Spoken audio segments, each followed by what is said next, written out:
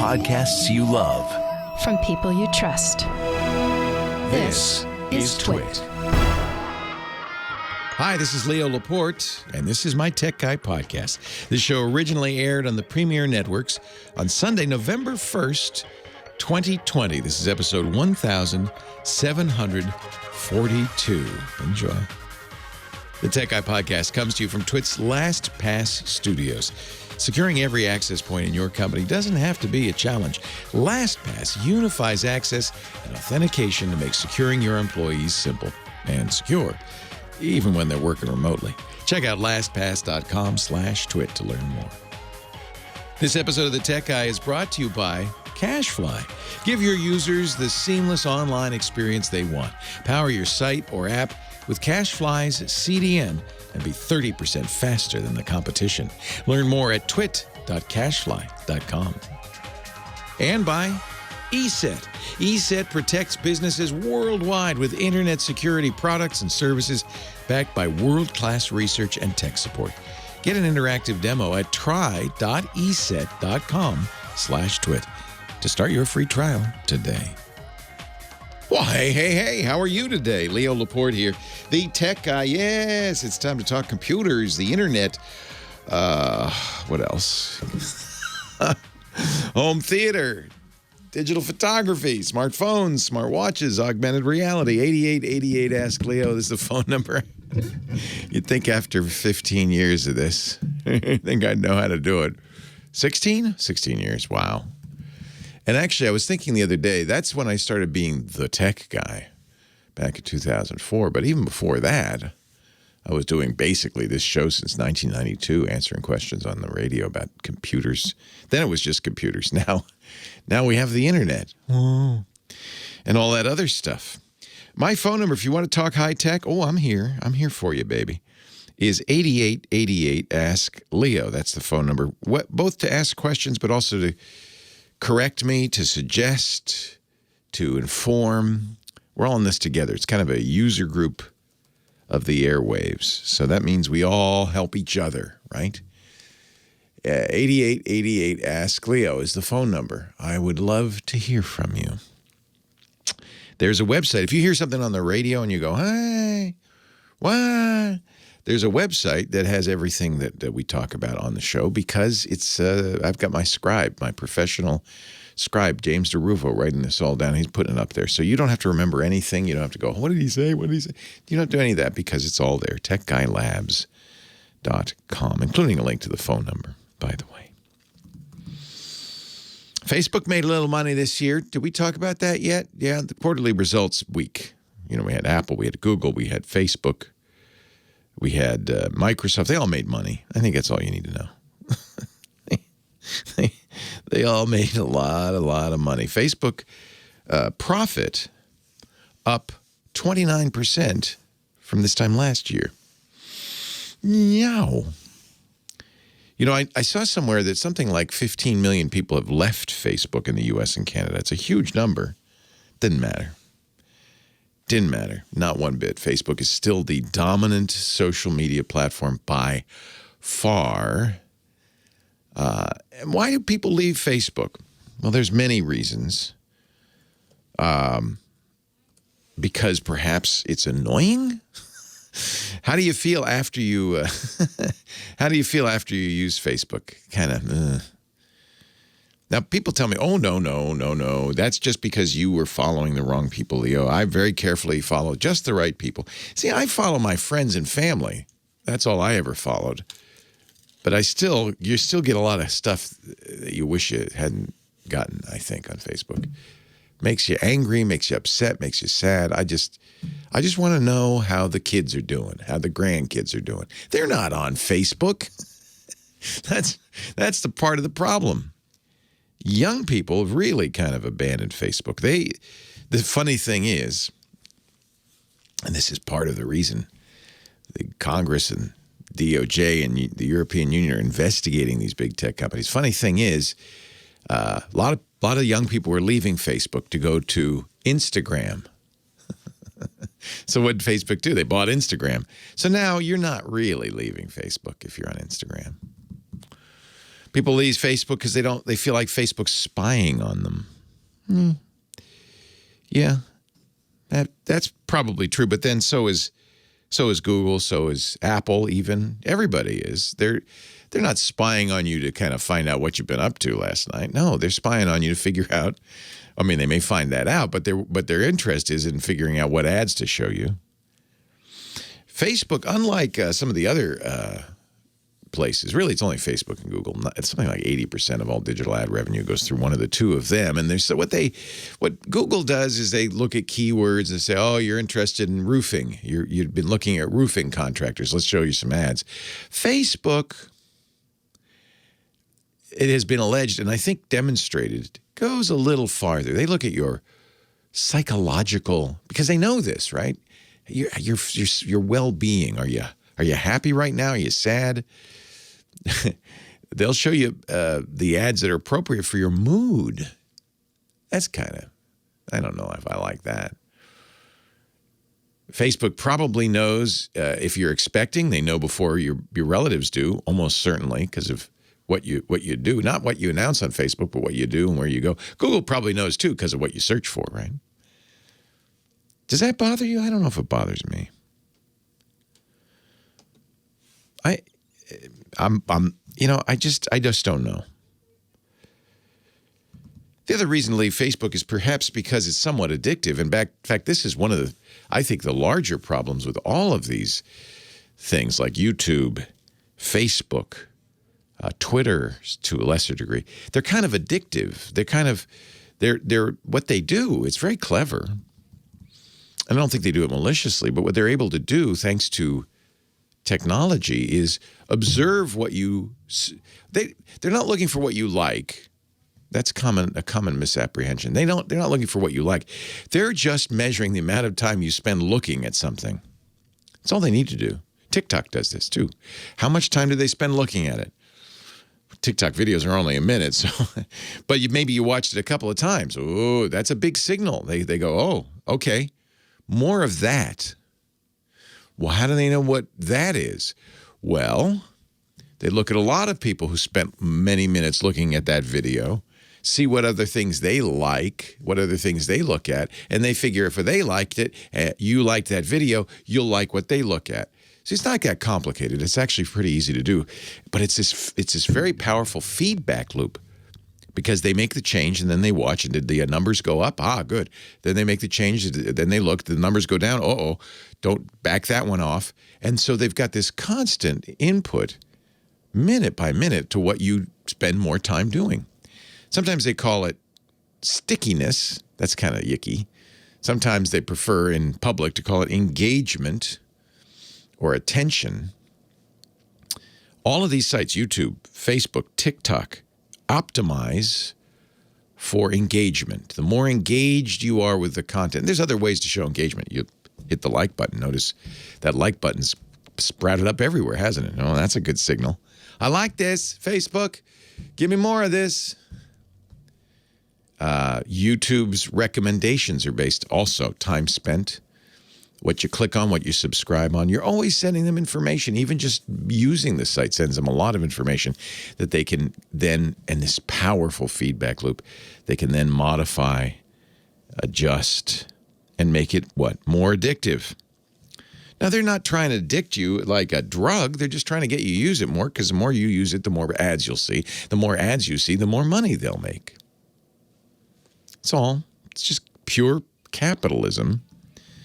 Sometimes I think people think, oh, they're evil. They're not evil. They're just doing what any business does. They're trying to improve their earnings. And you know what? 29%. 29%. Google grew. Google had good earnings. Yep. Their net income was up from $7 billion in a quarter. That's 3 months. To $11 billion in a quarter. That's 3 months. That's more than 50% year over year. They're all doing well, partly because of COVID-19. It's clever, isn't it? Create a business that does well in a pandemic. I don't think they planned it that way, but the more time you spend at home the more time you'll spend online. It's good for anybody who's online. Might not be great for people selling stuff, like iPhones, especially $1,000 iPhones. We'll see. We don't know. They announced the iPhone at the end of their quarter, and it's only now available. So they really aren't going to see they'll see a little tiny bit of the sales in this quarter. Still, Apple's revenue was up. Their profits were up. Mac was up. Yeah, see, that's because of COVID-19. People buying computers for work from home, right? In fact, all PC sales have been up a lot. I don't know if that'll continue. So maybe selling some hardware. But, also money's tight. Big quarter for all the tech companies. They're just loving this. Microsoft. Net income increased 30% year over year. How much did Microsoft make in the last 3 months? $13.9 billion. Be nice, wouldn't it? Have a company where you make a couple of $3 billion a month. Be nice. They made more than $1 billion a week. A month. No, a week. How many weeks in a quarter? 12. They made $13.9 billion. $1 billion a week. Just think about that. Nice. 8888. Good. Nice work if you can get it. I'm not complaining. I'm not. I'm kind of. What is that? What is that animal that hangs out on the crocodile? The dicky bird. I'm just like a little dicky bird hanging out on the crocodile, helping out the crocodile. At any moment, the crocodile could snap, eat me, but they don't because I clean them up. I'm a little dicky bird on the crocodile, on the alligator of the tech industry. And you thought I was just the tech guy. 8888 Ask Leo. It's what we call a symbiotic relationship. 888-827-5536. Toll free from anywhere in the U.S. or Canada. Website, techguylabs.com. We will get to your calls momentarily. Kim's here. She's ready. Get those phones lit up. She's unbreakable, ladies and gentlemen. You've tried. Many have tried. All have failed. Ladies and gentlemen, boys and girls, children of all ages, I give you the unbreakable Kimmy Schaffer. Kimmy don't take no schnaffer. Hello, Kimmy. Good morning. How was Halloween? 5 kids total. You had trick-or-treaters? Well, just the 3 little kids in one house, 2 doors down, 1 little kid next door, and 1 across the street. So we put on... that was it. The nice thing is masks go well with Halloween costumes. Yeah.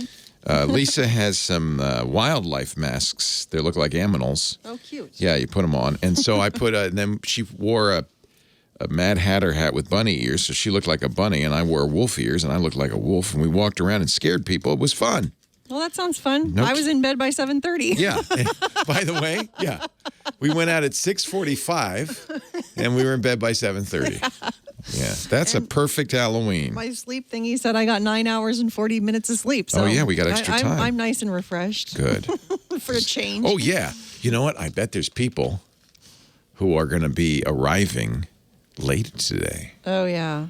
Because we set the clock back. Wait a minute. Does that mean they arrived early? They arrived early and wondered where the heck we were. Where is everybody? Where's everybody? Well, I'm sorry if you got confused. It's less of a big deal than it used to be, isn't it? Because everything, all your electronics do it automatically. Yeah, my phone did it on its own. You kind of shows you what things there's only 3 things we had to set in the house. The oven, the microwave, the toaster oven set itself, and my cuckoo clock. I think my car even reset itself. Yeah, the car did. Everything does these days. You don't have to remember it anymore. It always knows what time it is. But there is a clock in this studio that John knows all about. He bought it. He put it in there. I'm battling with it. First of all, I set it, and then it comes unplugged, and then I can't hook it up on the wall, and the whole thing's a mess. It literally made you breathless. It made me breathless because I was standing on a wobbly chair doing it. And then there's only 3 buttons in the back. Guess what the buttons say? A, B, and C. And you have to know what those mean. I have no idea what to do, so you just experiment. which makes it worse. How many clocks did you have to change in your house? Any? I haven't changed any yet. The only thing I cared about was my phone for my alarm, and that set itself. Yeah, isn't that nice? So, traditionally, Apple watch has set problems when the clocks change. Sometimes they have had some major screw-ups in the past. I don't think anything happened this year. Yeah. Maybe they got the message. Yeah, when a lot of people were late to work that year, maybe they got the years message. back. Yeah. Who should I start with today? Let's try Eric in Bloomington, Indiana. He might have a suggestion for that echo question yesterday. Oh, yeah. Okay, that's good. Thank you, Kim. Hello, Eric. Leo Laporte, the tech guy. What's up, man? Y'all really do be vibing on those breaks. I had no idea you were turning it up like that. You know, what's funny is it's the same song the whole time. So, really? Yeah. And it's fake music because we can't play real music in the breaks. So it's like, you buy it, royalty-free music. So it's like elevator music. It's like these poor studio musicians playing the cowbell. They're not really living. They're not really using the space. They're just it's a paycheck. To enjoy it sounds like. Yeah, well, we have fun. What can I do for you? Well, man, I'm over here. I'm at work working overtime in the tech industry. Actually, I'm a software QA for Bloom Insurance here in Bloomington, and nice. Just had yesterday's episode in the background, and I heard that question about the woman was trying to get her mom's Echo set up. Yeah, she has an elderly mom who doesn't have a smartphone. She doesn't live with her, so she set up the Echo in her house on her account so mom can make phone calls from the Echo, but you have to tie it to a cell phone, so she tied it to her own phone, and now she couldn't set it up at her house. Yeah, and so I got a solution. Now, I didn't do what I'm about to tell you for that reason, but it worked. So a couple years ago, like when the first dot came out, I got one for my mom. I got the tower. But so what I did is I just set it up, and I live in Bloomington. She's way up north, northern Indiana in Elkhart. I just set it up at my house on my account, and I added her as a user. And then when I took the Echo to her house, I just set it up on her Wi-Fi. And this allowed me to also do this, like I can take a dot to work, I can take it camping, and wherever you can drop in on her, and you could take it to a hotel if you can get it on the Wi-Fi. Yeah, that's good. And since I've added her as a user, her phone number's in there, so if she were to try and make a call, it would say, who's calling, Mom or Eric? Oh, nice. Yeah. Okay, so the trick would be maybe get them all to the house, set them up all at once, then bring it to Mom. Yeah. Good idea. That's what I'm thinking, man. Good idea. Hey, so you test the software? Do you do it by hand, or do you have like fuzzers and magic tools that'll test it? How do you test it? Well, a lot of what I do is we've got Android and iOS apps that we've rolled out this year, so it's really running through the app. You just got to use it. Testing everything we can, and then writing tickets and sending it over to the developers. Nice. Do you get a reward if you find a bug? Do you get a dinner at the local Olive Garden or something? My checks keep cashing. That's the reward. You got a job. Yeah, I love it here, man. It's great. And nice. It's great. Like I said, I'm in school for software development, so I'm in the right atmosphere. What language? What do you want to learn? Man, I'm not even sure. I'm in, I guess, semester 2 right now. So you're just beginning.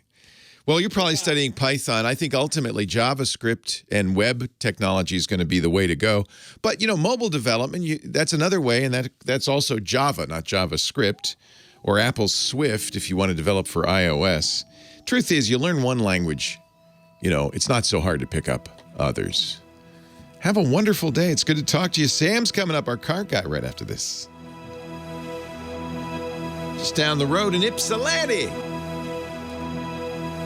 It was nice to talk to. Yeah. The other, I'm kind of a nut on this stuff because I'm a big Lisp and functional programming guy, Eric. But I don't even know if they teach that in your school anymore. It used to be academic. I haven't been exposed to it yet. Yeah. The reason is, I'll make my case for it. First of all, it's really fun. It's a very simple, easy to grasp language. It's not hard. It's one of the oldest languages it goes back to 1956. Then the other good reason is it hasn't changed in a decade or two. So anything you write in Lisp will continue to run forever. You don't have to worry about it. With Python, there's a new version. All of a sudden, Python 3 breaks everything in Python 2. And Lisp, no, No, they're never going to change. There's also a lot of good libraries. But here's the real reason for functional programming. And this, I think for when people are starting out in programming, it's a good time to learn this because once you learn programming, this bends programmers' minds. But in functional programming, you don't want data, you don't want variables to be changed. Almost everything's constant. They call them immutable. And the reason is that's the biggest problem you run into is a variable gets changed by a routine and you think it isn't changed and suddenly it's a null pointer and you're writing to it and boom, you know that. So functional programs do a couple of things. One, not Lisp, but maybe Haskell and other good functional languages have strong typing, so you don't make those mistakes. And then they really discourage you from changing state. So if you're going to change state, what you have to do if you're writing to the screen or you're saving a file, you isolate it and in a special area because that's dangerous. And okay. Yeah, so the reason they call it functional is because functions are like procedures, which you've already learned, but functions are, if you give it the same input, it'll always have the same output, no matter what, guaranteed. Right. So then you can, in a very clear way, say, yeah, this code's correct, because as long as, it's not changing, nothing's changing the internals to it. So it's kind of a nice way to go. Nobody teaches it anymore. It's kind of old-fashioned, but I'm a fan. Of course, I'm a. Hey, I got an unrelated question. Yes. If you don't mind. So I also, just because I'm diving in anything I can get my hands on, I also do web development and social media stuff for a local grocer. That's why JavaScript is a good thing to learn.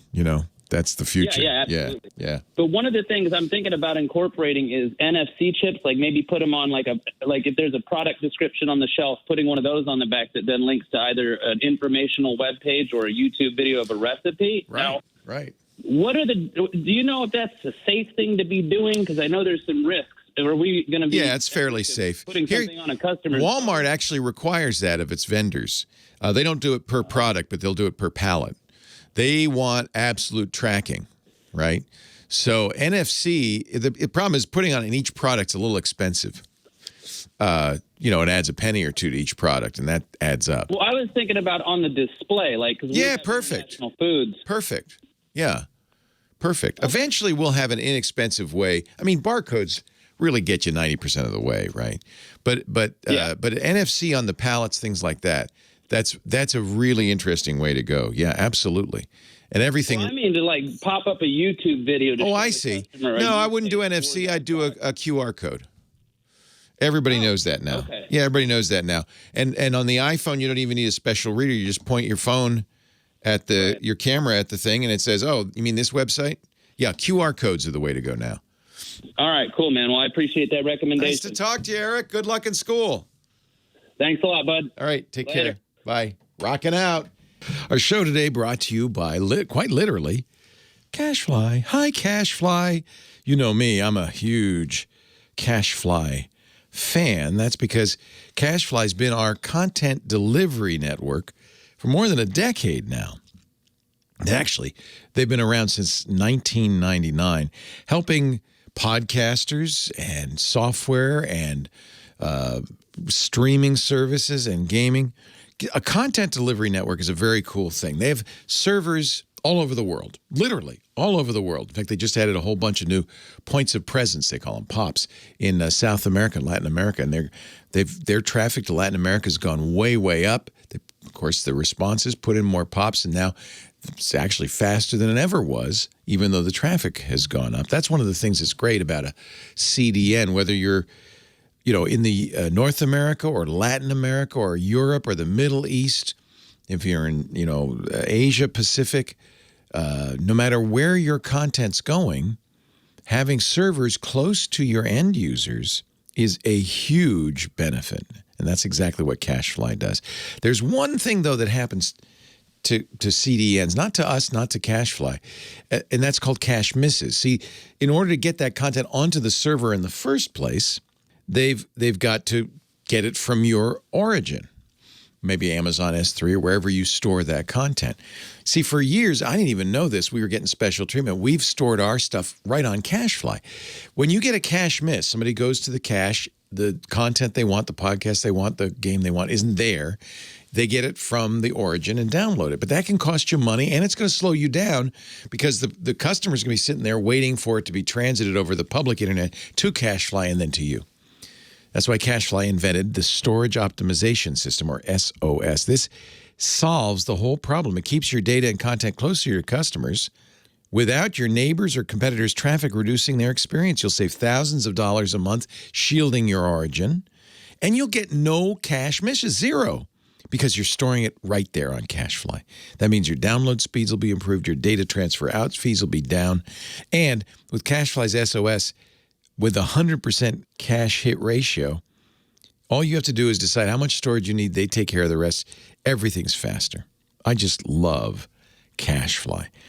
And because you're on so many servers and you've got on the CacheFly SOS, you get 100% uptime guarantee and industry-leading global performance. They're faster than anybody else. I am so glad we're on CacheFly. You will be, too. Find out how much CacheFly can save you by going to twit.cachefly.com. See if you're paying more than you should, as much as 20% more for your content delivery network. Twit.cachefly.com and get a free checkup on your if you have a CDN, your CDN usage bill, or your usage trends if you're not, and they can tell you not only how much they'll save you, how much faster you'll be, but how much better your performance will be. By the way, CacheFly's great people, too. They've been donating money to the World Central Kitchen. They have a goal of serving 300,000 warm meals to people who are struggling during these tough times. A great company run by great people, and they provide a service that we could not live without. CacheFly. See what they can do for you. Twit.cachefly.com. He's a low riding into our hearts and minds. Sam Abuelsamid, he is principal researcher at Guidehouse Insights. He is the host of the Wheel Bearings podcast, all about automobiles at wheelbearings.media. And he drives a low Mazda Miata. Hello, Sam. Hello, Leo. How are you this week? All the way from Ypsilanti, Michigan. I'm good. How are you? I'm doing all right. Temperature's getting a little cooler here. It's supposed to warm up this week into the mid-60s later in the week. So you're going to be jealous because we're getting late fall weather in California. It's going to be 82 degrees today. It's nice. But it was like 40 overnight, so we get a big swing, you know. It wasn't much. It was pretty close to that here, too. Yeah. So yeah, we get a like 40-degree swing in one 24-hour period. It's crazy. Did you see the blue moon last night? I did not, because it was overcast last night. Oh, man, it was so beautiful here. Crystal clear and full. I won't say who in my family ran out the door saying, but it's not blue. Oh, if only it were blue. But no, yes. It's blue because it happened twice in a month, right? The second full moon of the month. Yep. It's not blue color. Same thing with, what was it, though? There was a wolf moon or something, and we thought, oh, there'll be a wolf. No. Mm-mm. Yeah. They got all kinds of weird. Yeah. So, what's up? I see you sitting in front of some innards, some car innards.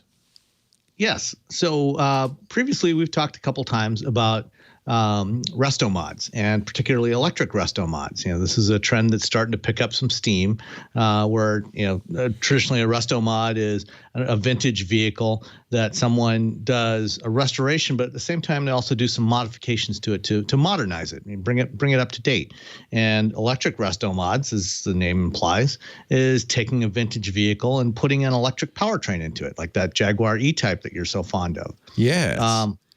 And last year, around the time of what is normally the SEMA show in Las Vegas, the Specialty Equipment Manufacturers Association. Yeah, that's a fun show. Which is, it's a convention for companies that make all kinds of aftermarket equipment for vehicles, and including some of the car makers, that have their divisions that sell, performance parts. GM showed off a 1950s era Chevy pickup that they had modified with a powertrain from a Chevy Bolt. Now, with the SEMA show being virtual this year, the other day they released a bunch of stuff on their latest concept, which they're calling the K5 Blazer E, which is a 1977 Chevy Blazer SUV. I see the Blazer over your left shoulder. Or your right shoulder. Yeah, that's cool. The old Blazer. Yeah. Yep. It's got a lot of capacity, a lot of room to put some batteries in. It does. And so what GM is doing is they are actually putting together what will be a kit that they're calling their Electric Connect and Cruise kit, which like crate motors that they've sold for many, many years, which is basically a complete engine, essentially in a wooden crate that you can buy, with various accessories, and you can install it into all kinds of different vehicles. The E-Crate package consists of a motor from a Chevy Bolt, 200 horsepower electric motor from a Bolt, a standard 60 kilowatt hour Bolt battery pack, and a whole bunch of other bits and pieces. And they used that they installed it in this Blazer. And the cool thing about this E-Crate kit is that 90% of the components that are in this kit come straight out of a standard Bolt. They're off-the-shelf parts. Nothing needed to be modified, and trying to make it very easy for people to electrify old vehicles. And this is going to go on sale in the second half of 2021. This Electric Connect and Cruise kit. So are these resto mods? They're probably more expensive than if you bought a ready-made electric vehicle, right? Yeah. You do it because by the time you're all done. Because you're a hobbyist and you want a classic body, and it's kind of like building your own PCs, Right. Right. But if what you want is a vintage car that's got something that looks vintage but has modern mechanical systems that are going to be more reliable, more durable, as great as old vehicles are, to be honest, they usually didn't run so well. But you're not going to get self-driving. You're not going to get a big screen on the center console or any of that stuff. Yeah. No, you're not going to get that. Although, I wouldn't be surprised to see people put a big screen in something like this. As long as you're doing that, might as well fancy up the rest of it. Yeah, to give you an example, this Blazer, when they started, the engine they took out of it was a 400 cubic inch V8 that made all of 175 horsepower. Big engine. But big engine, little power. Little power. This little electric motor, is about the size of a good sized watermelon, makes 200 horsepower. So you got more pickup. Yeah. More torque. You could be better for towing. So let me, how much roughly? They haven't said yet. My guess is it's probably going to be for the whole kit, including the battery pack, probably somewhere in the neighborhood of about $15,000. Okay, that's not horrible. What would a crate engine be? They vary depending on the performance, but anywhere from about $3,000 or $4,000 up to about $15,000 or $20,000. So it's not totally out of line for what you would pay for a crate motor, a crate engine, and this is obviously especially in these early iterations, it's probably going to be more expensive. They did say that they are planning to do new variants of it over the next couple of years using their new Ultium battery system. So the same batteries they're going to be putting into that Hummer EV pickup. So they'll have versions that are based around those Ultium batteries and those new motors. But right now they're starting with a kit based on Bolt hardware. I'm looking at the battery sled. It looks like it is taking up a significant part of the back of the vehicle, right? Yeah, they took the back seat out and basically just slid it right into the back, right up to the back of the front. You're not going to have a passenger seat. You're not going to. I guess you could.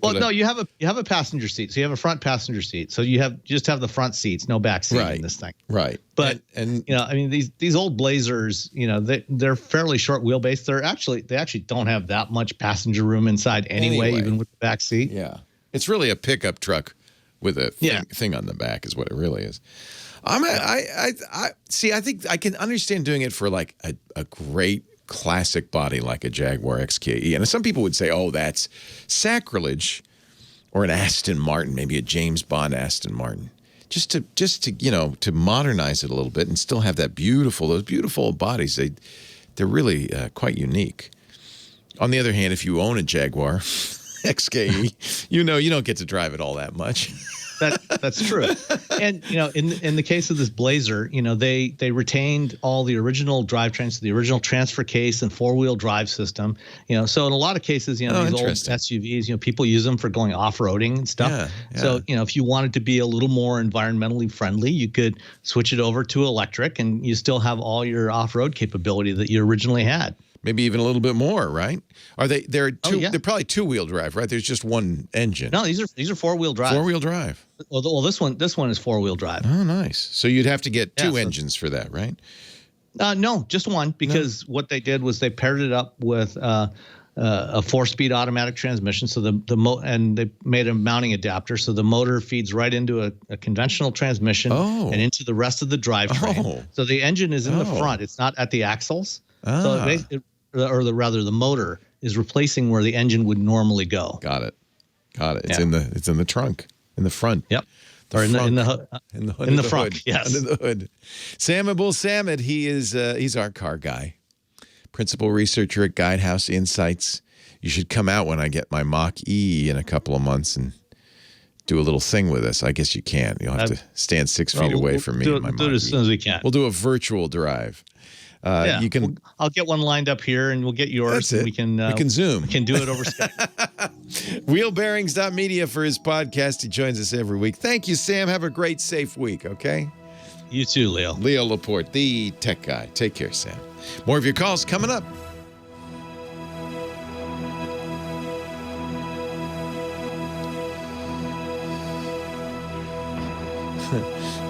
Valvy's reminding me, I don't remember this. There was a Mad Men episode where one of the executives tries to kill himself. Oh, he's the British guy, right? Yeah. He drives an XKE and he can't get it started. Yep. So he can't get carbon monoxide. It was Jared Harris. Jared Harris. I forget his name. Yeah, I should know spoilers. Well, by now, if you know, but still. I think the statute of limitations is expired on that spoiler. What a great show that was, though. And of course, he would drive an XKE, of course. Of course. Good British vehicle, always in the shop. Yep. Hey, it's great to talk to you. Everything good? Yeah, no, good. Actually, busy? our younger daughter and her partner actually just moved back here from Portland. They arrived yesterday, so nice. They're staying with us for a couple of weeks while they find a place of their own, which is why I'm not in front of my usual green screen. I'm actually in my office today. I saw. I moved the mic up here. That's awesome, though. I bet you're happy. Oh yeah, no, good to have them back here locally. You know, I mean, they were starting to feel a little uncomfortable with some of the stuff going on in Portland. Oh, and, boy, I bet. Yeah. So they're back here. Actually, her partner is originally from Portland. So this is the first time she's ever been to Michigan. So they're out. Oh, that's interesting. What does she think? Yeah. That must have been a hard thing to convince somebody who grew up in Portland. You're going to love Michigan. Yeah. The Huron River is not quite as big as the Columbia, but it'll do. Did they live on the Columbia? No, not they live right in town. They live in town. It runs right past Portland. Yeah, so well, that's nice to get her back. How old is she? 25. I didn't realize you had adult children. That's awesome. Yeah, a 25 and a 29-year-old. Actually, your kids are older than mine almost. Wow. We've actually got both of them back in the house right now temporarily. The older one came back a couple of months ago when she split up with her ex, and she's moving out. Every parent's worst nightmare. They move back. But it's only temporary. Abby asked me, "Can I move in?" I said, "Oh, I'm sorry. We turned your bedroom into an office for Lisa. There's nowhere for you to stay." Oh. Lisa says, "We're never buying a house with a guest bedroom." Okay, nice, Sam. Nice plan. No, I think it's wonderful. I'm jealous. I think it'd be awesome. You just have to have a big place. Yeah. All right. Well, it's good to see you. It's good to see your office. I've never seen it. It's nice. Yeah, it's well. I think I had this backdrop up once before. I have a picture of it that I use as a backdrop. And tell me about your chair. That's a nice chair. Is that it's just a gaming chair I bought from Office Depot a couple of years ago. ago. You're racing. It's good. Got good lateral support. Keeps me in place. All right, Sam. Have a great. Oh, you're going to be on TWiT later today, right? Yep. I'll talk to you in a couple hours. See you in a couple hours. Fantastic. All right. See you then. All right. Bye-bye. Bye-bye. Time gone. I got a fever. And the only cure is more tech guy calls. Leo Laporte, the tech guy. 8888 Ask Leo. Matthew on the line from Glendora, California. Hi, Matthew. Good morning. How you doing, sir? I am well. How are you, sir? I am well. I'd like to thank you for helping me spend all of my money. Well, if it's any consolation, I spend it too. So, Yeah. my money, not yours, but yeah. I hate when you get new items because I'm like, oh, okay, I have to go buy that. It's an occupational hazard. But, it's really the reason I got into this business back when I was a kid in my 20s. Computer stuff was so expensive. I said, I need somehow to support this habit. And that's how I started writing for computer magazines. And I even kind of remember making a promise to myself, someday I'll always be able to have the latest and greatest stuff. And little did I know what a curse that is. That was back when one computer was the latest and greatest. Now it's a lot of stuff. What can I do for you? So I have a couple questions for you. First one should be easy. Okay. So I'm a DJ of 19 years. Nice. And, yeah, I love it. It's a nice side gig. So I have I use two external SSD drives. One's a main, one's a backup, and I have them backed up to Google Cloud or Google Drive and OneDrive, Smart, respectively. Yep. Well, yeah, all because of you. Good. Yeah. So it's funny because in 19 years things have changed a lot. You probably schlepped around boxes of vinyl in the beginning, right? Yes. And turntables. Yeah. And then did you ever go through the mini disc phase? Yes, I actually still have a mini disc player. Yep. I still have the dual deck CD players. No CDs, sure. And did they have a little thing on top so you could sort of scratch it a little bit? Yeah, so they had a little touchpad on top so you could scratch. That didn't last long for me. I kind of went straight to vinyl to a program called Serato, which is an industry standard now. So it's all digital now. Correct. It's all digital. So I still, I've digitized a lot of my vinyl. I still never going to get rid of it. I'm going to be buried with it. But I digitized all my vinyl, and so I have it on these hard drives. Isn't that cool? These two little SSDs contain everything you used to have to throw in the back of the car and hundreds of pounds of vinyl. That's really amazing. It's really changed. It is amazing, and my back has thanked me as well. Yeah. Although I understand why you want to keep the vinyl. There's a certain aesthetic to putting a record on a platter and queuing it up and seeing it spin and speeding it up and slowing it down and all of that stuff. I bet a quality turntable and a needle. Yeah. It can sound better than digital. Yeah, yeah, and you certainly have more control as a DJ of it, I think. Correct, absolutely. But my question for the hard drives is about incremental backup. So basically, I'm constantly adding new music files to my primary drive, but I want a way where I can plug in, the primary drive and my backup into my Windows PC and have a program say, oh, you have updated files, and transfer those over, because obviously I don't want to do a complete backup every time. Right. Do you have a recommendation for that? Well, actually, Windows' own backup will do an incremental backup. The only trick would be to, and you can pretty much do this with PowerShell or a third-party program, you can set it up so that it notices when you've mounted a drive that it has rules for and goes, you just mounted that drive, let me back it up. If you want that to be completely automatic. But manually, you can do incremental backup with Windows Backup too. You just launch it and you say, back up this drive. It shouldn't do a full backup. It should just back up the changes.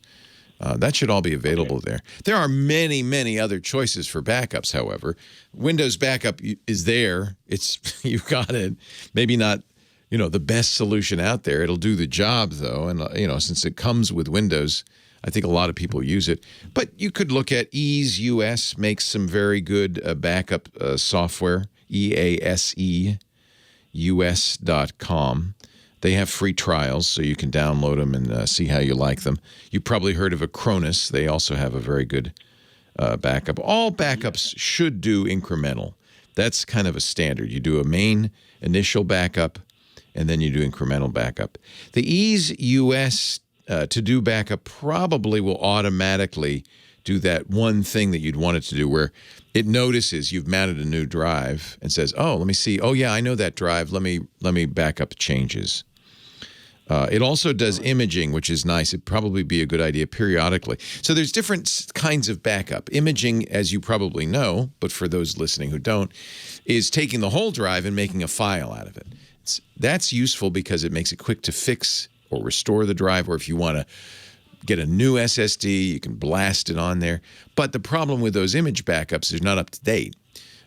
So you want an image backup for those situations where you want to quickly get back up and running. I always image my Windows install, for instance. When I get it just right with all the apps, I image that so I don't have to use an installer anymore. I can just restore from the image.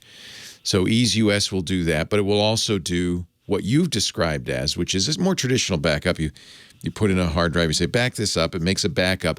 I like backups that look like files. That's not what an image looks like. It's one file. But I like backups that kind of recreate the structure of the original on my hard drive, because then I can spot check it very, very easily. I could say, well, let's... That's what I'm looking for. Yeah. I personally prefer that. And then the incremental is, well, it says, oh, okay, there's a few changes since the last time you backed up. Let's just do that. The nice thing about that is it's fast because it's only going to back up the new stuff. I'm trying to remember if EaseUS, I haven't used it in a while, does that blob, which is what Windows Backup does, which I'm not crazy about. Maybe somebody in the chat room. Keep the structure if at all possible. Yeah. I have different genres. Well, then there's a program I use. It's not as kind of it's not really exactly a backup program. It's called Second Copy, and it's a little bit more. It's really what you want. In fact, Second Copy will notice when you plug in that drive, and it will automatically look and see and make the internal drive or the backup drive match the original. And you can say, and I would suggest saying this: don't back up deletions. Only add to, never subtract from the backup. Backing up deletions is a common problem, and if you do that, you might accidentally delete files in both places, and then you've got you don't have a backup. So yeah, actually, take a look at Second Copy. I'm kind of a fan of that. SecondCopy.com from Centered Systems. They have a free trial. You keep it running in the background all the time, and when you plug in that drive, it goes, there's some new files, and it will duplicate that to your cloned image.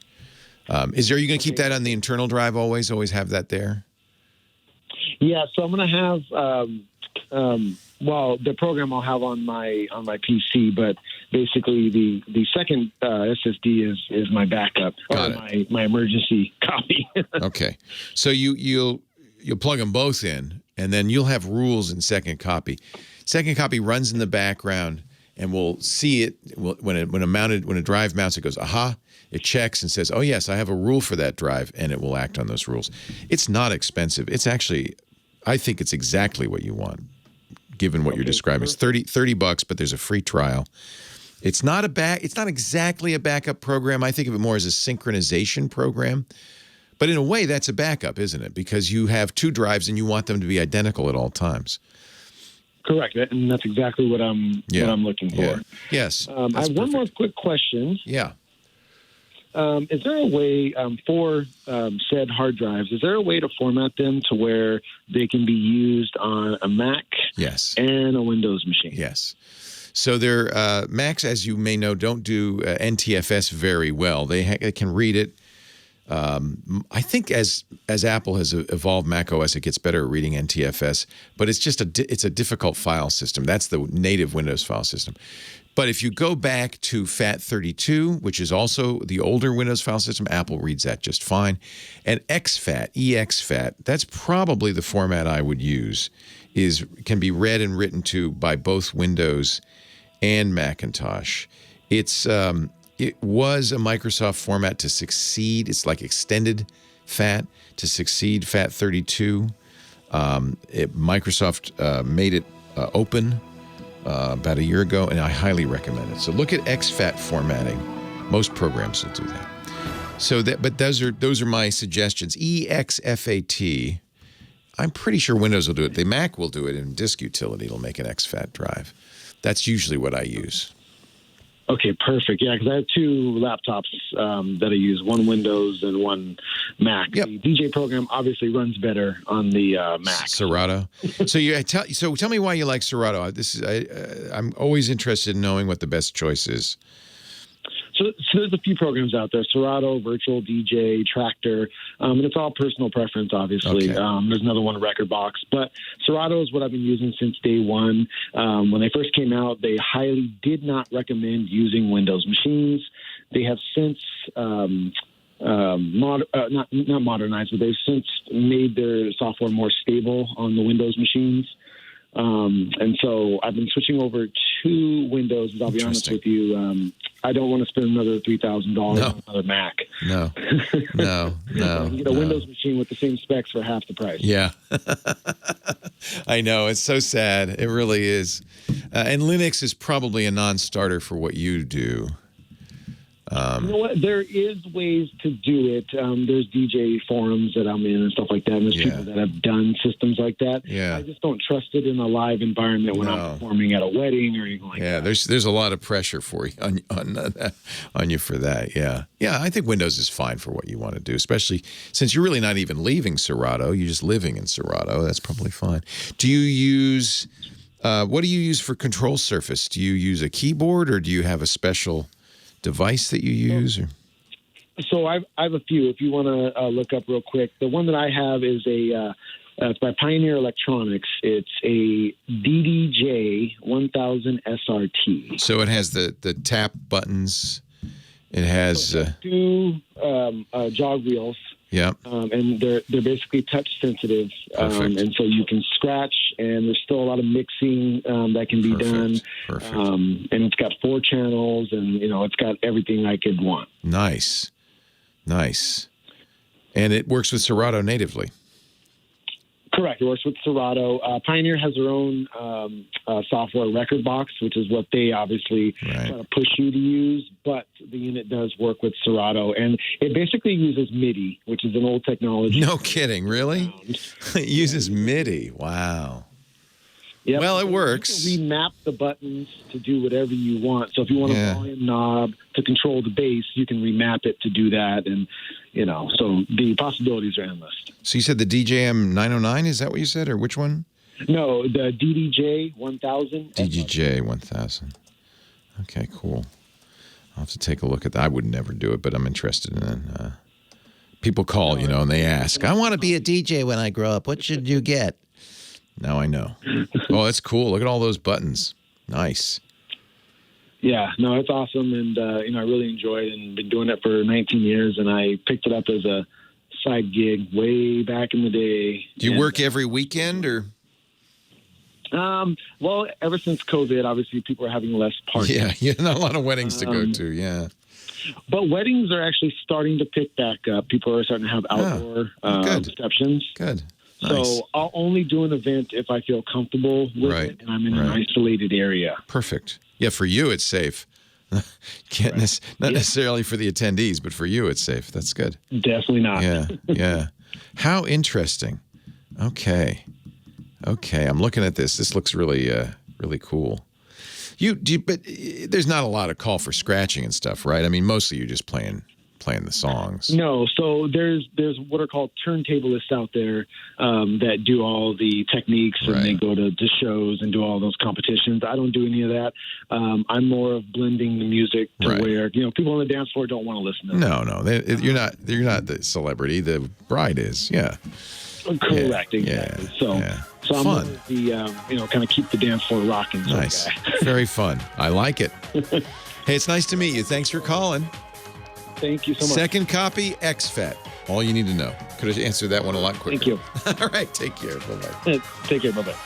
Well, hey. How are you today? Leo Laporte here, the tech guy. Time to talk computers, the internet, home theater, digital photography, smart phones, smart watches, all that stuff. 8888 Ask Leo is my phone number if you want to talk about that.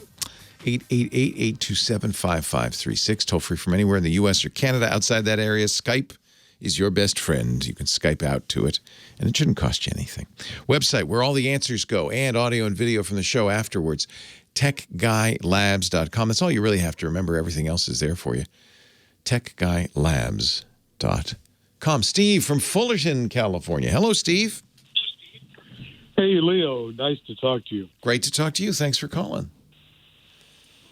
I'm speaking to you from live and direct from printer hell. I've been there. I've visited many a time. I thought you might have, and unfortunately, you can check out any time you like, but you can never leave. Yes. So it's the Hotel California printer. I've used that. Yes. So what's going on? So anyway, I was in this big project where I needed to produce hundreds and hundreds of documents, and anyway, my little printer ran out of ink. So, okay, sounds like a simple problem. These things happen, yeah. Yeah. I go down to buy a new cartridge, and they're out. So go back home, shop all around Orange County. Yeah. And in more than 20 places, I cannot find this Canon cartridge. Have you looked on Amazon? Well, anyway, I did actually, and everybody was out. Wow. Apparently they were all, and of course the excuse is, well, it's about COVID. It's COVID. We can't make them fast enough. Everybody's printing. Exactly. So this is a pretty new model, right? Yeah, it is. And so anyway, so weird. I finally get totally irritated, and I think, all right, okay, Canon, you can't supply me. I'll go to somebody who can. I know where we're going with this one. Yes. So you got third party, or did you go all the way and buy a syringe and some ink? Oh no! I actually tried using going to one of those reload places. Yeah. And those did not work. Nope. So finally I get disgusted and I say, okay, I'll buy a new one. So which Canon model again is this? I just want to check and see if it's got the anti-piracy features that some Canon printers have. Let's see if I can. Because so here's what some printer makers have taken to doing, which is incredibly, horrifically horrible. They put a chip in their cartridge, and if the chip isn't present in the cartridge, and of course it can't be in a third-party cartridge because it's secret and proprietary, the printer won't work.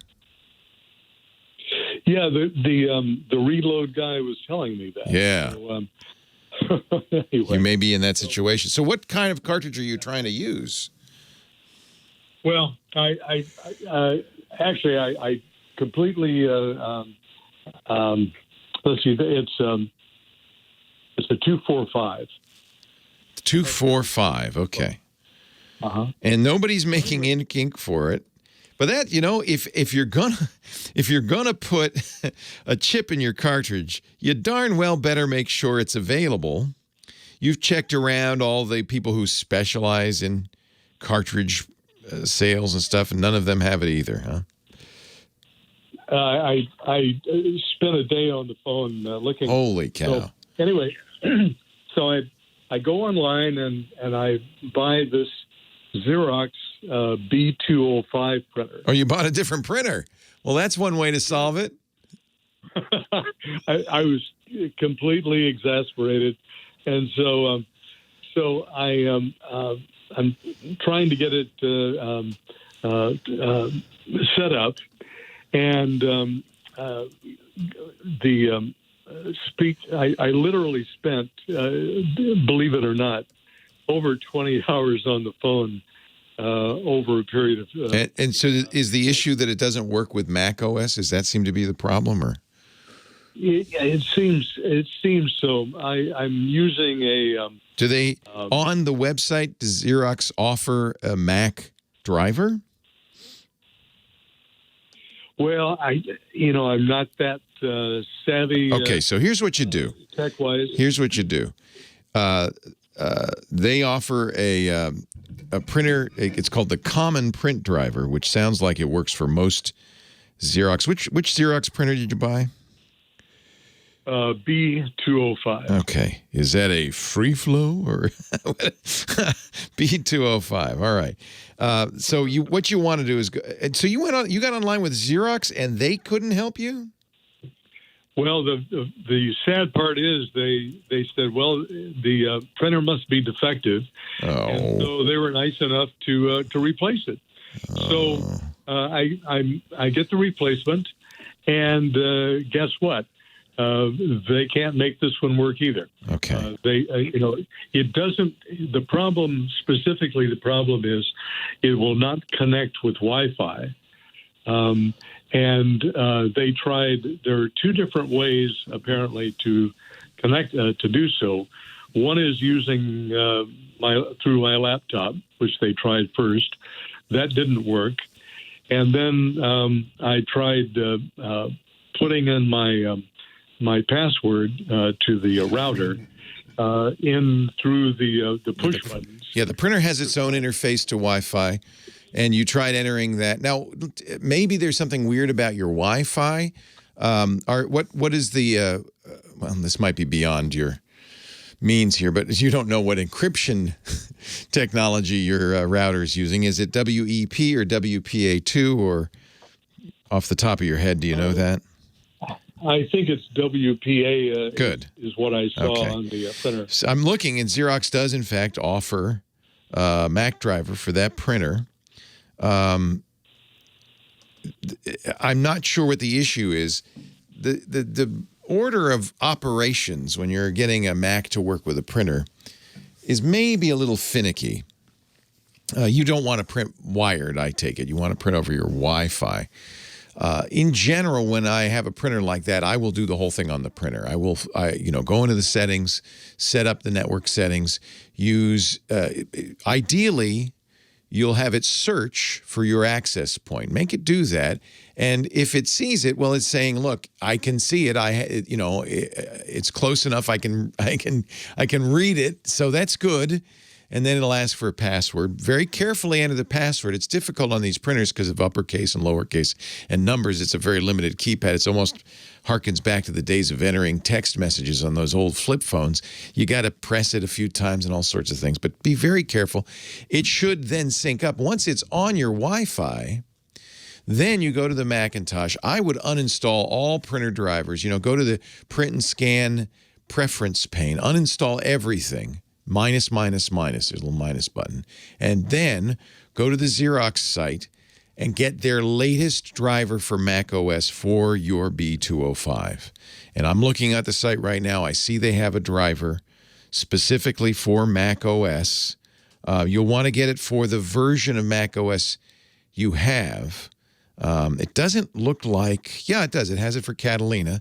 So if you choose the Mac OS version you have, download that. It's going to be a bunch of stuff. They call it the Xerox B2XX series print scan drivers.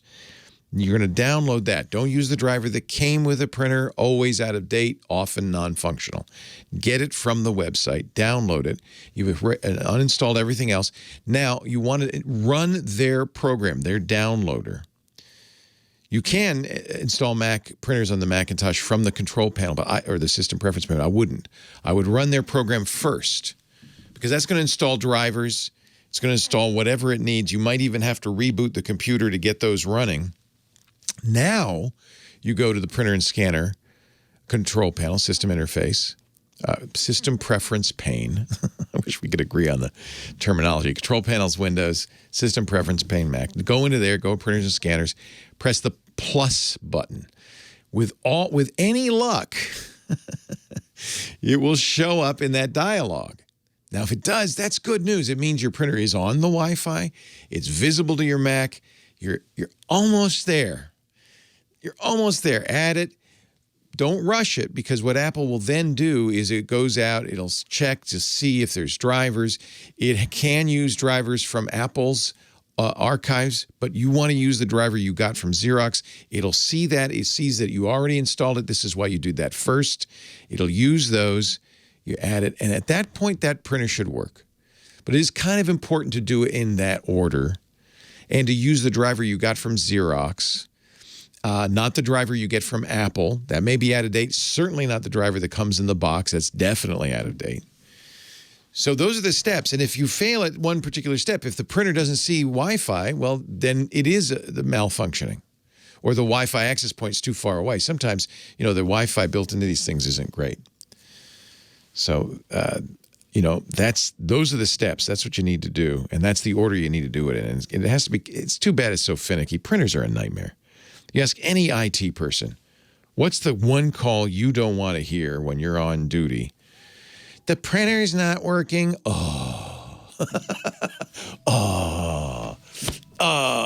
It's funny. My wife, we have a number of printers here in the studio. My wife actually finally said to the IT guy, just buy me one, put it in my office, connect it to my computer. I don't want to hassle with this. And so maybe that's the last resort is to connect it with a USB cable. Hey, everybody, I want to interrupt the Tech Guy Show for just a moment to bring back a name you will remember.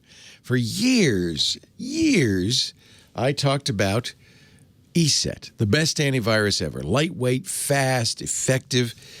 Now, I haven't done an ad for them. It must be 5-6 years, but I'm going to give you a little secret. Turns out, unbeknownst to me, I never stopped using Eset. See, Russell, our IT guy, he's a genius. Every day I see Russell, I say, Russell, are we okay? Ransomware, malware, are we okay? And he says, Leo, relax, we're okay. Finally, I said, Russell, how can you be so sure? He said, because we use Eset. Eset in business, man, this is a must-have. Eset's been doing this for 30 years. They've been a global leader in cybersecurity, and it's the provider we use at TWiT. And, unbeknownst to me is important because Eset doesn't get in the way. It doesn't slow you down. It just protects you. Have we been bit by ransomware? No. Have we been bit by malware? No.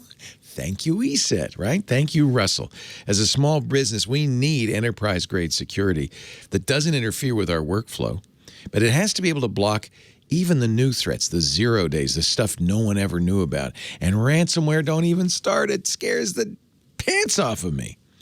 Eset is the perfect fit for us. Multiple layers of protection built right in, a very light system footprint. It's on all of our editors' machines. Now, those guys need every CPU cycle they can have. I mean, they need every bit of RAM. They're editing giant video files. Time is of the essence. The thing is, we can put Eset on there, and they don't even know it's there, and it does not slow them down because that's what Eset's all about. You can get it as we did from your managed service provider, but you can also buy it direct or through the Eset reseller program. You can run it on-prem or in the cloud. There's an option perfect for every situation. And Russell told me he loves the Eset Security Management Center because no matter where he is, and he's a contractor, he's a consultant, so he's off-site a lot. He does a lot of wineries and things. But he can check in on or off-prem and look at all of our endpoints, look at all of our users, make sure everything's okay. And by the way, Eset's really important now with people working from home, taking those laptops home. Those endpoints are out there in the scary real world. We don't ever have to worry about it. The Eset Security Management Center is on top of it. There's full reporting, automated security management for every operating system, and Russell can access it anywhere he can get online, even from his phone.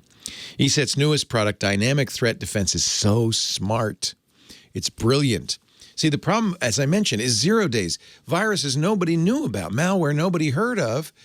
There's no way that any antivirus can keep up on that. But what Eset does is very clever. When it sees a download or malware coming through an attachment, actually it doesn't even know it's something coming through an attachment, before it lets you access that completely transparently to the end user, it uploads it to the cloud, executes it in the cloud in a sandbox, away from your system, away from your network, analyzes what's going on, and says, yeah, this is okay, it's safe, or malware, and you never even see it. It never even gets to your inbox. This cloud-based sandboxing technology is awesome. It all happens before the malware reaches you or your network. Dynamic threat defense. It's one of the many reasons Eset is the way to go. We've been using it for years. They're trusted by thousands of state and local governments, top universities, and enterprises worldwide. And of course, if you're in a business that has compliance requirements. Eset supports them all. PCI if you take credit cards, Globa if you handle customer financial transactions, HIPAA for processing healthcare data. Yes, Eset is compliant. They even have a remote workforce bundle, which of course we took advantage of as we sent our employees home. It's been 6, 7, 8 months now. 8 months they've been home. But I don't have to worry because they're protected with Eset, no matter where they are. Eset gets the top reviews from independent testing labs, both for extremely accurate detection, but also for minimum system impact. Great for any small or medium business. Check it out. Eset understands the security needs of small businesses like ours. Trust Eset to future-proof your business. Get an interactive demo and a free trial if you go to try.eset.com/twit. Find out all about it. Take a look at that dynamic threat defense and the security management center. You can see it all at eset.com/twit.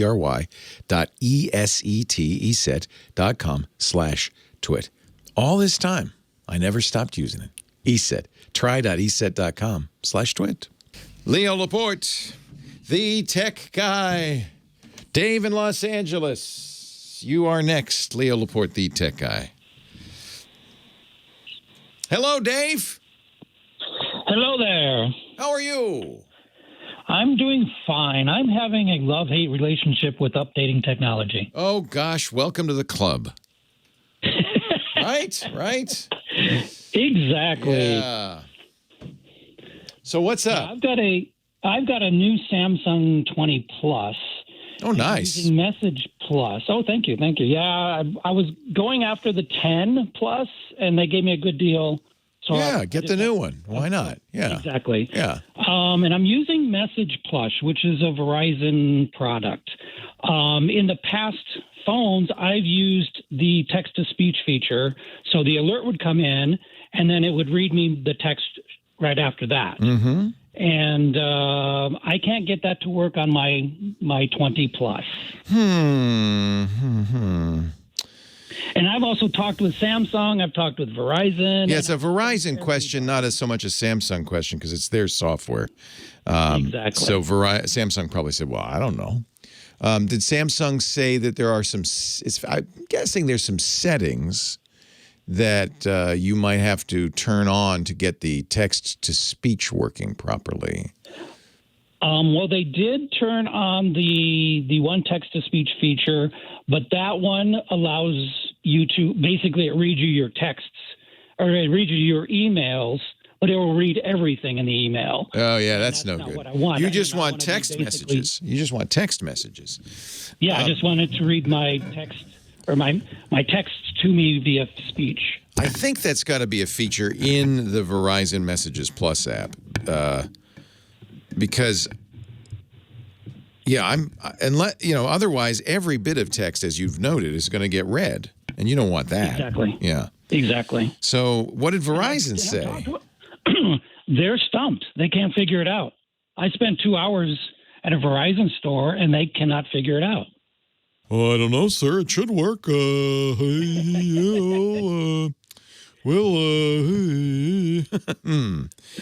exactly. Well, you might call. Though that's, gosh, I called Verizon. I know maybe it was Sprint the other day. It was so awful because not only is it overseas, and I don't know where, if it's India or Brazil or where they're doing it, but instead of using a nice line, they're using kind of a VoIP solution that has so much latency. You say something, and I heard my voice 2 seconds later coming through his headphones. So you have to, you have that experience too, where you have to wait, and then he's answering the question you asked it's just crazy. Just unfortunate. I did actually because I've been working on this for like 2 months since I got the phone. Holy cow. Yeah. And so I did call Verizon, their tech line. They then escalated it up to another tech line. And like I said, I've stumped everybody. So here's what, you haven't stumped our chat room. Here's what Scooter X says. If you're using the Red and White Message Plus application, you can adjust this setting in the Message Plus application settings. Open the app, select the menu key in the upper left, those 3 horizontal lines we like to call the hamburger menu because it doesn't look anything like a hamburger, but that's what we call it. Next, tap Settings. Ensure Read Incoming Messages is unchecked. You mean checked, right? You've checked that, right? That setting? Yes, actually. Sure, make sure that's checked. And then on the Verizon message boards, wow, Scooter X is really fast. He's the fingers flying on the keyboard, he says. We are not finding any feature in the Message Plus that would read text messages out loud. So the setting would be the phone with the phone itself. This is Verizon's answer. Oh, go away, Verizon. You're drunk. Currently, we only see steps on how to enable this feature, but no option to shut it off. Well, we don't care about shutting it off. Holy cow. We'll put a link in the show notes to the Verizon knowledge base. I can't go any farther than what they've done. I mean, I'm only guessing at this point. Leo Laporte, the tech guy. This is crazy.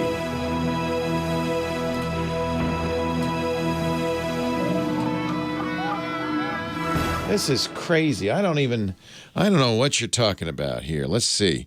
So, Scooter X, you found how to turn it off.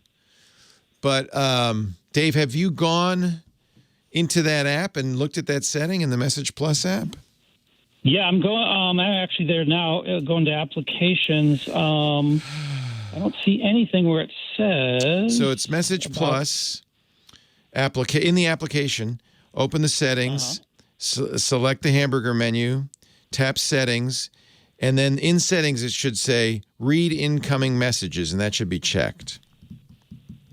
Settings. Do you go into applications first? Yeah, no, it's in the settings for the Message Plus application.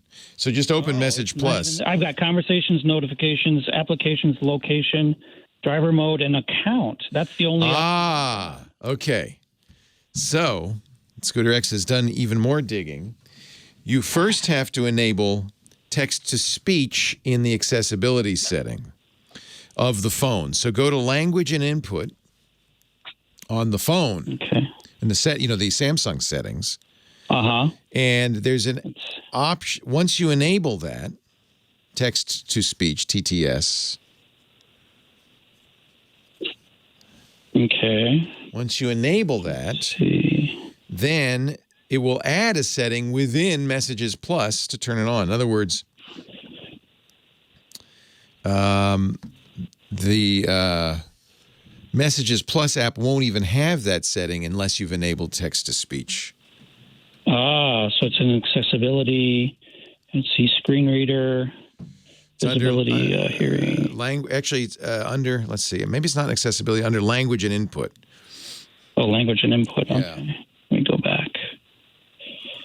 Let's see.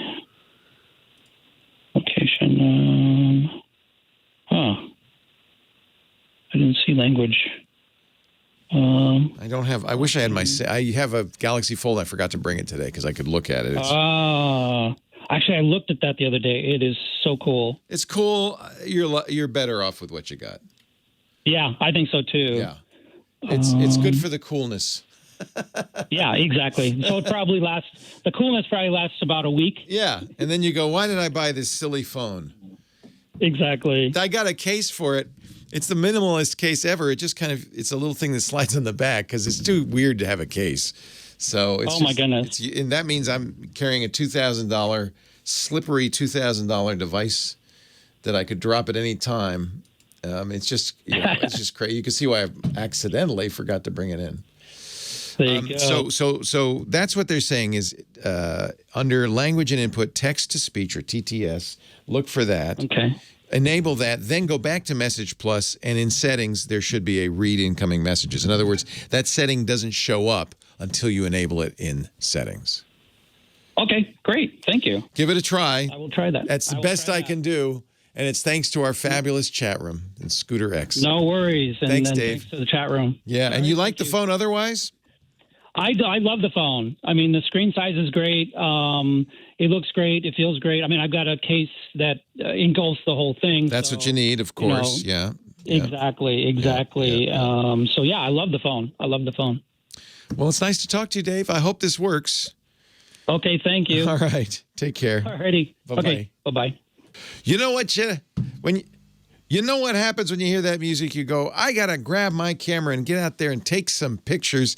That's thanks to this guy, our photo sensei, Mr. Chris Marquardt at sensei.photo. He is helping us get better at photography every week. Hello, Chris. Hey, how's it going today? Are you locked down in Germany now? Yeah, well, it's not an official lockdown, but there's like certain rules now and a number of people that can meet and the kind of businesses that can be opened and not. So yeah, it's more than for the last few months. It's very similar to what we had in March, April. Yeah. Yeah, well, stay safe. And the beauty is you can take Chris's photo coaching and courses online. It's sensei.photo and completely in the safety and security of your own home. And, you know, for photography, it's Halloween last night was a great time to go out and take pictures socially distanced. Maybe get a little bit of a longer lens, and then you can stand back a little bit more from the crowds. Or put the camera on a tripod and use a remote control and hope no one steals it. So our assignment for the last 4 weeks was smoke, which I guess, Chris, you said we're going to extend and make it smoke and steam. Well, looking at the photos that came in, there is a lot of people not taking it that seriously. So steam is included in this, of course. It looks very similar to smoke, right? It's just a different source. They were quite literal, though. You know, I thought there might be a little more experimentation with this, but they were pretty literal. I mean, there's actually people sitting there smoking in some cases. Pretty literal, and I would have expected to have more pictures from like Colorado and other places where there was a lot of smoke over the last month. Yeah, so we don't celebrate that. None of that, to be honest. No, it's not a celebration. It's more of a documentation, let's call it citizen journalism. You know, there's I think all these things need to be documented in some way, but I'm pretty sure a lot of people are doing that. So yeah, we have photos, and I have, as usual, taken some time to look through them, and I've chosen 3 of them. Nice. And the first one is by Ron Rearing, called Cold Smoke. Which is steam, and it's a cauldron of it's called Cauldron Ice Cream. It's a small batch store or whatever they do. They make ice cream with liquid nitrogen. I love of course, these. Do you have those in Germany? No, we don't.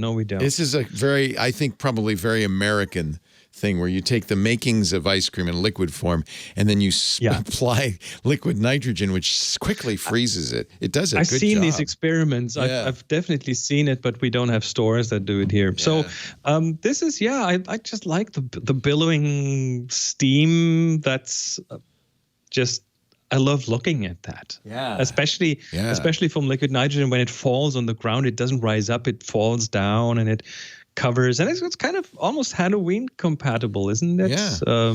There's also a thing about this that I like. I don't know how to describe it. I guess I could call them technical photography or technical photos, where there's gear, there's scientific stuff, there's valves, there's tubes and valves and things. I think those lend themselves quite well to photography, and this is a good example of that, I think.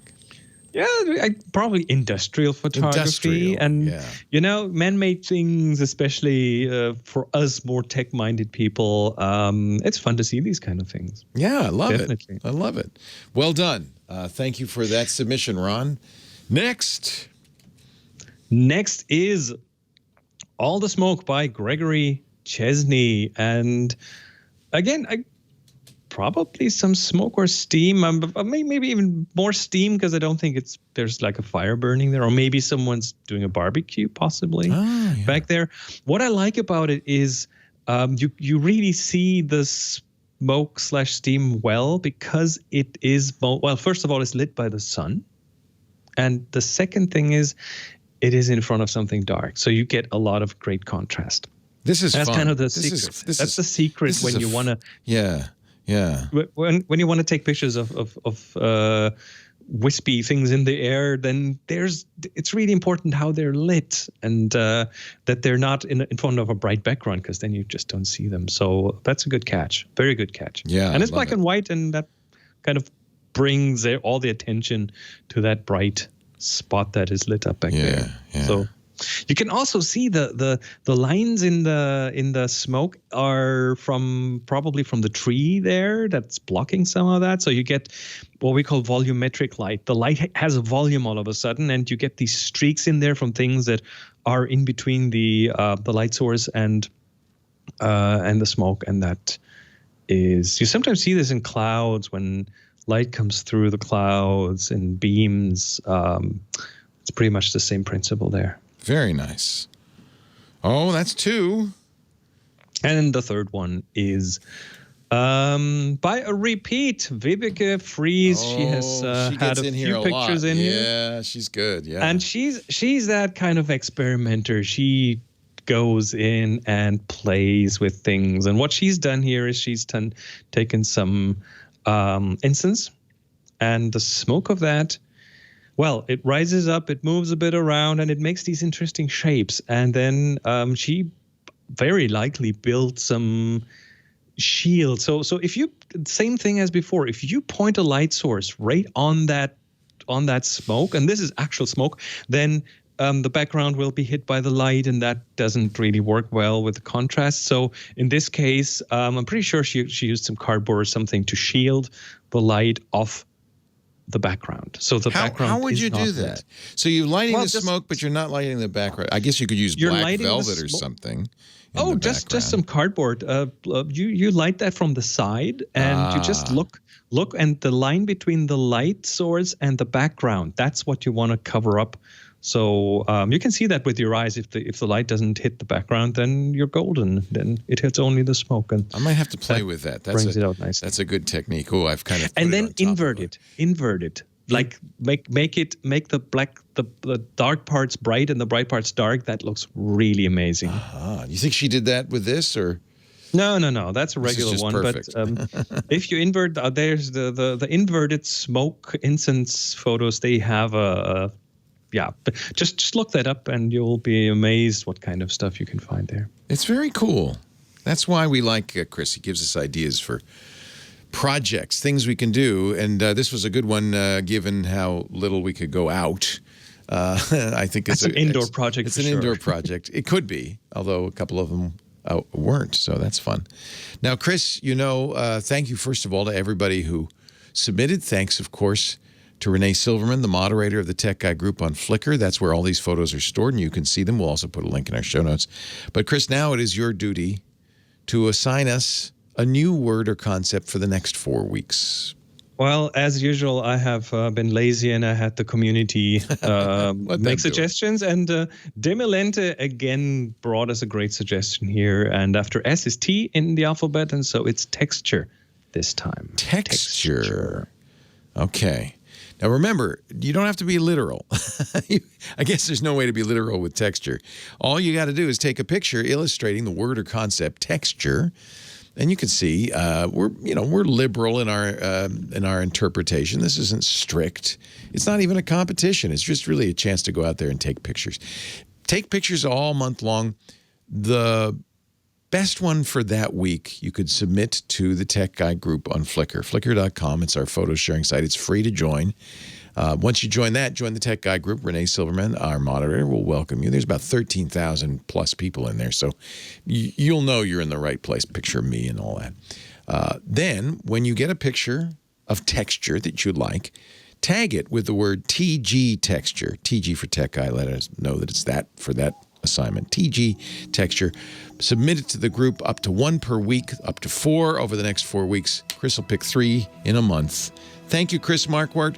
Go to his site, sensei.photo, for more.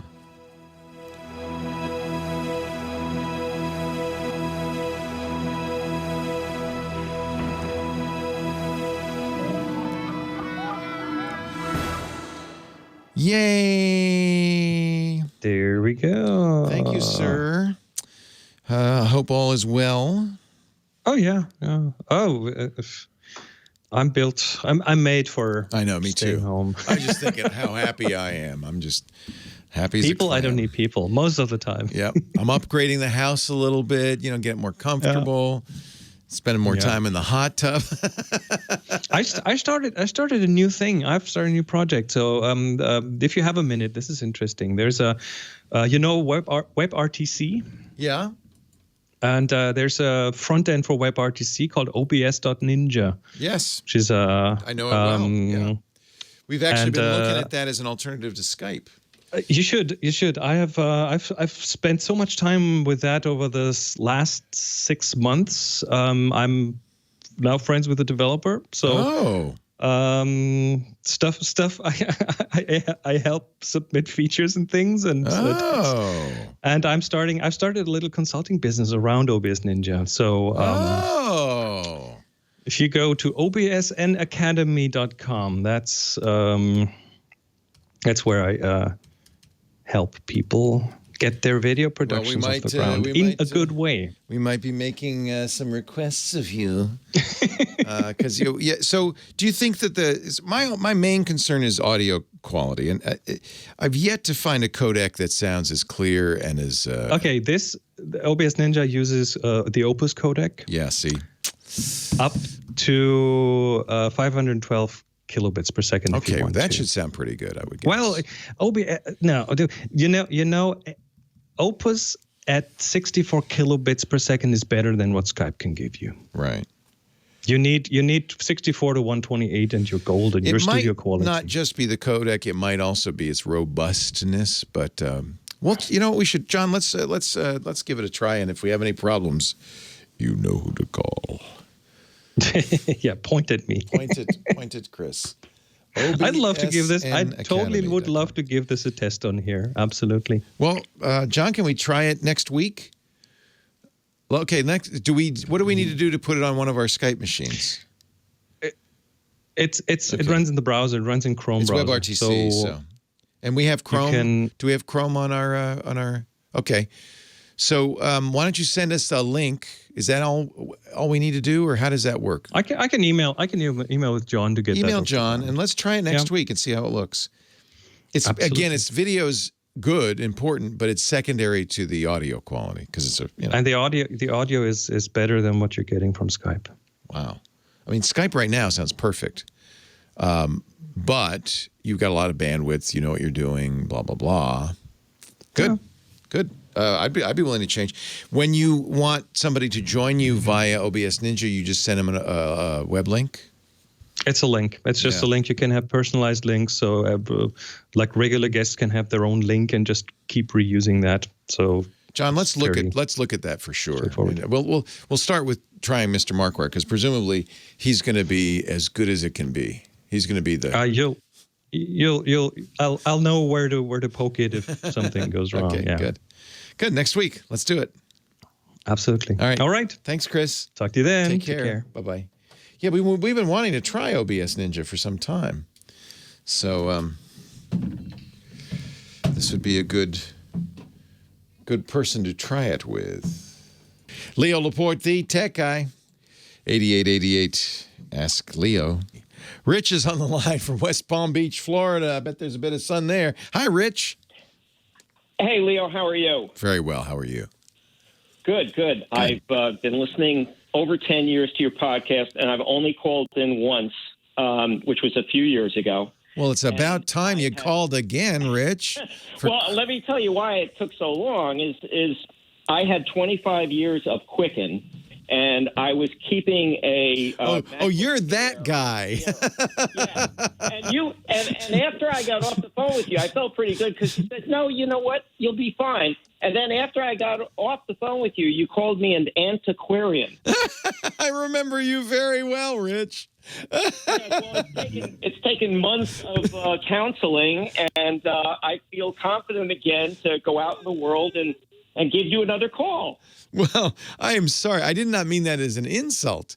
No, But anybody who's been using the same software, it's funny. I just read there is a group of people who apparently, for reasons I don't know, but I guess I would guess their antiquarians want to use WordPerfect for DOS on their Mac and Windows machines. There's a whole project keeping WordPerfect 6.0 alive in a DOS box on Windows. And then once I got there, I found a whole group of people who use WordStar on Mac, Windows, and Linux, but they have to do it, obviously. It's a little bit more complicated than that. But people want to run their old software. I guess your fingers know fingers do the walking. They know the way. What they do, though, is some of the software programs, like I'm stuck on Quicken 2007. And by the way, it's worked fine. I've got the one MacBook Air. That's the only program on it. It's good. Not connected to the internet. Perfect. It's always plugged in. Then you're good. It's been working.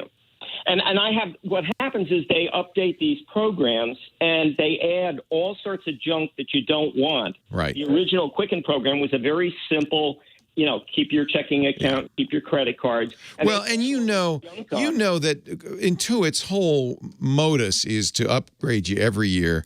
They don't want to do a subscription, so they just do an upgrade every year. And that's the whole, that's their whole profit system. Well, anyway, I'm proud to be an antiquarian, but let me give you my current problem. Yeah. I use the Photos program on the latest Mac, by the way. I've got a MacBook Pro, and I'm always on the latest program. And I have been, because of the coronavirus, I have been working on my Photos program. I started with iPhoto. And everything for the last 20 years is great that's digital, because the date and the time, as you know, are, that's how Photos sorts your photos. So over the last 10 years, I have been scanning literally thousands of photos. My family, going back even into the early 20th century, we're taking photos. So it's sort of the that's cool. That's great. Yeah, I mean, I've got photos going back into as far as 1860 with a 4 times great-grandfather standing in front of his barn before he goes to the Civil War. Wow. Yeah, it's really cool. But here's my problem. So I've used scanning services to scan photos. I've got an Epson Fast Photo, so I've done that for 20, 30 years of snapshots. All of the older photos, I didn't want to send them in, and I didn't want to put them through Fast Photo, so I used a flatbed scanner.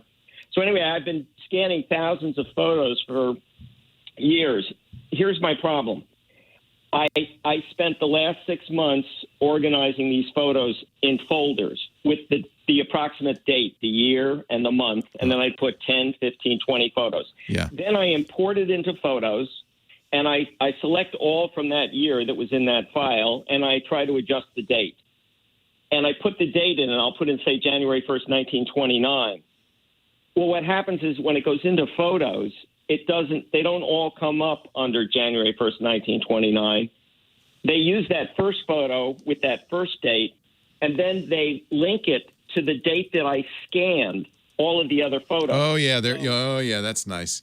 So they're using the file modification date instead of the date you want to use. That's my question. Yeah. So here's what you want to do. You can't rely on the operating system to do this. That's a mistake. But what format you store these in? JPEG probably, right? JPEG. Yeah. Yep. And TIFF. So there is a metadata format for most photography. We call it EXIF, or extended information, EXIF, that allows you. Remember, MP3s have the same idea. They allow you to store in the actual file important data about the file. In fact, your scanner may already be doing that. In fact, that may be where the file system is getting those dates. But what you want is something that can modify the EXIF data. And that way you can, let me give you a tool. It's called a Better Finder Attributes. A Better Finder Attributes. And what it does, it's a GUI. You can actually do this, and I've done it. It's a little bit faster if you feel comfortable with a command line. There are some free open source command lines that'll do this.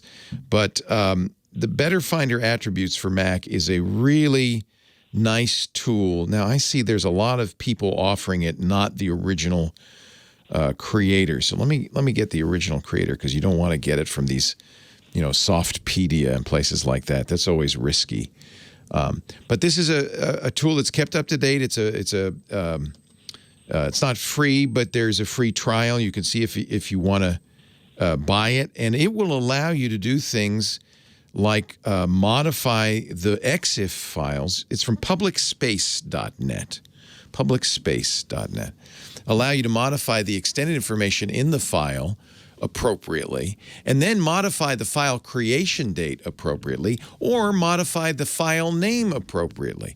So the idea is, if you store it in the EXIF, the operating system's not going to mess with it. It's part of the file. That's the best way to store it. If you give it to somebody else, you're going to give them the picture plus the right information in the EXIF data. Do you know what the EXIF is? Have you played with this at all? No, I'm not familiar with that. So I wrote it all down here. Yeah, this is the key, because the EXIF is integral to the file. And so no matter what the operating system does with the modification date or the creation date or the file name, it doesn't matter. It's still part of the photo. It's not visible on the photo, but there are many, many tools on all computers to modify this, to adjust it, to read it. There's another really great command line tool you can use on the Mac called JHEAD. It's a EXIF JPEG header manipulation tool from Centex.ca. That one's command line. So a better finder attribute is a GUI version of this, basically. Both will do roughly the same things. You can do a lot of stuff to the picture as well. For instance, let's say you get a bunch of them scanned in and they're sideways. You can rotate them in mass. There's all sorts of things you can do with this. I think this is your proper solution. There are tools. People for years used Picasa to do this, where you would tag a file, and what Picasa was doing is putting it in the EXIF, the extended information, so it would always be available. And so there are some third-party photo viewing tools, like, let's see, on the Mac. I'm not sure what I would recommend. There's things on Windows like ACDC. I have to think about what the Mac would be, but try better finder attributes, because that's going to be the easiest way, I think, for you to get in there and give these photos a permanent record of when they were created.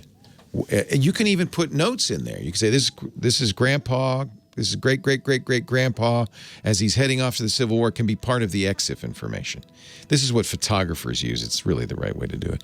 I have to take a break. When I come back, I will give you, if you want, the version of Word Star and Word Perfect you can use on your modern-day Macs, since you are an antiquarian after all. So does that all make sense to you, the EXIF? Yeah, the only question I have, can I batch change? See, the problem... I need to batch change that created date, which is the date that it was scanned. Both these tools will do that. You can say, I want to do that whole folder. I want to do all 100 files. I want to do 1,000 files. Yes, they're both batch focused. That's perfect. I've even run what I've done. For instance, my photos all have EXIF information because modern phones and cameras put that in there. A scanner might even too. Frankly, I'm not sure that the fast photo might even be doing that too. And then you can say, look, I copied all these files, and when I copied them, the creation date got set to today. I don't want that. I want the creation date to be 1898. Well, you can't set that because the computer won't support it, but you can change it in a batch, absolutely. But again, don't trust the creation, modification date, and file name, because the operating system makes no guarantees there. You want to put that in the EXIF, ultimately. Gotcha. Well, I appreciate that. And by the way, it's funny you did a remote PC. I just bought that. My mother is 96, will be 97. Perfect. She lives 45 minutes from me. Perfect. And she's always having problems. Yeah. And I literally just got the $295 for 2 years. Isn't that great? Yesterday. Nice. And it was great. Watching her church service this morning, I was able to get it on the live stream on Facebook for her. Oh, that's great. She was having problems. Oh, she must love you. That's awesome. And I got, because you're the best salesman in the world. I've got a Dune oven. I've got the Eco Tank. I've got i5. You remember Arthur Godfrey, the name? That's my inspiration. Are you kidding? I'm trying to be Arthur Godfrey. I was going to say, you are the most trusted spokesperson, salesperson on the radio. Thank you. Everything you sell, I buy, and I really appreciate your help on this.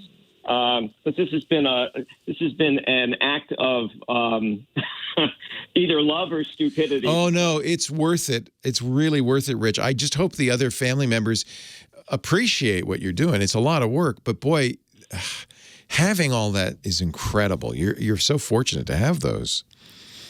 Well, I was lucky because my grandfather in the 20s and 30s on both sides were like photographers. They were taking more than just brownie snapshots. I've got just beautiful photos and literally thousands of them. I'm literally trying to scan all of them. And like you said, that's why I've got iDrive, I've got iCloud. Now, do the other family members appreciate it? Do they say, "Oh, this is so great. Thank you for doing this, Rich"? No, I think they do, and I'm putting them now into. Once I get these all organized, I'm going to export them, and I've got them shared on photos on Mac, but I'm also putting them on. Put them on Shutterfly or Amazon Prime or Google or somewhere so that everybody has access to them. Yeah, because then, and by the way, you're really not even necessarily doing it for this generation. You're doing it for future generations. You're preserving it in a format that could last 1,000 years. So that's really good. Well, thanks for your help on this. I appreciate it. And I love the show. Thank you, Rich. I've been listening. You're my companion in the car on long drives every week, and it's just terrific. Well, you're my favorite antiquarian, Rich. Thank you very much. I appreciate it. All right. Okay, Take care. See you. Bye-bye. Bye-bye. Well, hey, how are you today? Leo Laporte here, the tech guy. Time to talk computers, the internet, home theater, digital photography, smartphones, smartwatches, all that jazz. 8888-ASK-LEO. That's the phone number. 888-827-5536. Toll free from anywhere in the U.S. or Canada. We were talking with Rich last hour. He I guess I called him an antiquarian because he's still using a version of Quicken. What did he say, from 15 years ago? 2005. He's smart. He's not using it on an internet-connected computer, so you don't have to worry about security. It still works. It does everything he wants it to do. Well, why would you need to update it? And as I pointed out, so here's the issue. If you're a company, you make software. It's not like making, a refrigerator and then just sending it out and selling it, because you have to constantly keep it up to date. There's flaws and there's bugs. A refrigerator, I guess you have to have a repairman in case it breaks, but it's not like you're constantly improving it. You don't, but software, you're constantly improving it, right? And so, and if you don't, it won't keep up with the times. It won't have all the security patches for flaws that appear. It won't necessarily work with updated operating systems. The computing world moves on. Your software has to move along with it, but you got one payment once from somebody. It doesn't really support that model. So companies for a long time, they've wanted to go to a subscription model. That's kind of what Microsoft's doing. You can still buy in a box a copy of Microsoft Office, but it'll set you back hundreds and hundreds of dollars, because what they really want you to do is subscribe. $60 a year, that's all. And they get a constant stream of revenue, which pays for the programmers to keep the thing up to date, to add new features, to make sure it's secure. That's the model Microsoft prefers. In fact, that's the model I think most of the software industry is going to move to. It is not the model we as users prefer, because we, have this kind of notion that a computer and computer software should be like our durable goods. It should be like our TV and our microwave. It should just, we bought it once and that's all there is to it. I gave you my money. I'm going to keep using it. So Rich's plan is pretty good, which is, I'm not going to update the operating system. I'm not going to update the computer. I'm not going to run anything else on it. And I'm definitely not going to connect it to the internet. Well, then that program should continue to run exactly the same way it ran in 2005. Pretty much forever. Okay, that's fair. But the folks who do Quicken, and it isn't Intuit anymore, they sold it a long time ago, but the folks who do Quicken are still kind of required and expected to update it. So that's why instead of doing the subscription, actually I see they now have a membership plan. So they are going the subscription route. But a lot of companies have done this for years. Well, we update it every year. That's a subscription, excuse me. And you get a deal. The upgrade offers, if only 60% of the brand new, that's actually worse than a subscription, isn't it? Because you're almost buying a whole new copy every year. And that's kind of how Intuit did it for years. So I don't blame Rich at all. I'm joking. I'm teasing you when I call you an antiquarian. However, there are antiquarians in the world. I was really stunned to see that there are, in fact, I guess I shouldn't be stunned, but there are people who cut their teeth on WordPerfect way back when, in the good old days, and maybe even WordStar way back when, in the very, very earliest days of personal computing, and they still want to use these programs. Their fingers know the keystrokes. The programs haven't been advanced. In fact, I don't think anybody's done anything with WordStar in years. But there is a guy who keeps WordStar alive. He calls it WordStar for the 21st century. But he doesn't say WordStar. He says WordZar. He's transposed the S and T, so it's wordtsar.ca. He's Canadian. And you can download it, and it's got all the old WordStar stuff. His name is Gerald Brandt, and it's still early days, but boy, if you knew how to use WordStar in the day, I could see why you'd want to use it. It works on Windows, Linux, and Macs. WordZar. And then Columbia, the guy at Columbia University is keeping WordPerfect for DOS around. You can run that on modern Windows and Mac OS machines, kind of in an emulator, in a little DOS window. But I guess if, WordPerfect was based on an earlier word processor, the standalone Wang word processor.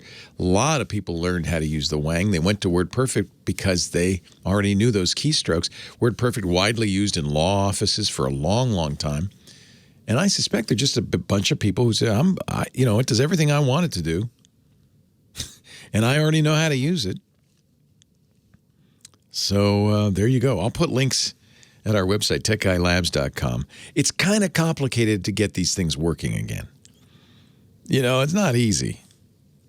Honestly, I think the preferable, I don't know, is it preferable? See, my mind is a little more plastic. I like change, and I don't mind learning new software. In fact, I'm that kind of geek who gets excited when the new iOS is here or the new version of Windows is here. Ooh, ooh, ooh, ooh. Most normal people go, oh, no. Oh, no. What fresh hell is this? I've got to learn all new commands, a new user, and I don't want to change. The problem is that the technology industry is pretty much run by people like me. People who love change. Change for change's sake. Let's just mess with it because we can. And so and the fact that if we change it, then we can charge you again has kind of driven the industry. And I honestly feel for normal people who just say, look, I know how to drive a car. Keep the steering wheel on the left. Keep the accelerator on the right. The brake pedal in the middle. Please don't move that around. And you're right. You know what? You shouldn't move that around in a vehicle. If you've ever gone to England and tried to drive on the left with a steering wheel on the right, that's a recipe for disaster. That's dangerous. It's a good thing to keep some controls in the same place, but software, I guess we never really learned that. Keyboards haven't changed. There has been a concerted effort to improve the keyboard layout, but nobody's going for that. But we geeks, we like change. Oh, no, you learn the Dvorak keyboard. It's great. You'll be 20% more efficient after 3 weeks of pain. Because none of the keys are in the same place. 8888 Ask Leo. Some people like change. Most people don't. James is on the line from Ontario, California. Hello, James. Hello, Leo, and thank you, Kim. And, you brought up some memories there. Larry King cracked himself up one time. He said, why did the Siamese twins go to London? And the answer was, so the other one could drive. That's a good joke. That was Larry King, yeah, and he cracked himself up. That was the funniest part. Anyway, I wanted to say thank you because yesterday, Kathy and I, here at the Internet Piano Barn, we've been struggling because I can't see. And we've been trying to put together this thing now with the Internet Piano Barn and make a podcast. And because yesterday you mentioned Anchor FM, Kathy is now Podcastress of the Year. What? That's fantastic. She made a podcast yesterday, and so we're trying to struggle with all of these voice recognition systems, the assistants. Yes. Like Alexa and Siri. Yes. And now my background is in 1984, I was the sales director at the Voice Connection, and we used to have a product called IntraVoice for the Apple IIe, which I almost sold. I remember. Yeah. Mike Marquardt on the board of directors, he almost bought an Apple computer with one already installed, but I didn't quite convince him because you would have changed the world, James. Yeah. But you know what? We could access the vocabularies. We could do a lot more with the voice recognition back then in 1984. And I demonstrated an Apple IIe at the Condex show. Wow. Hooked up with 48K of RAM and a primitive 6502 processor. And you could do better than Siri does today. That's right, because we could change pronunciation. Well, actually, here's a simplification. But that may have something to do with the fact that, James, I detect a little bit of the UK in your voice. You know how to drive on the left, I think. Yeah, but I've driven a lot more over here than I did over there. But anyway. By the way, I found your site, and everybody should search for the Internet Piano Bahn, B-A-H-N, and you can hear James playing music and playing Santa at the same time. This must be your big time of year.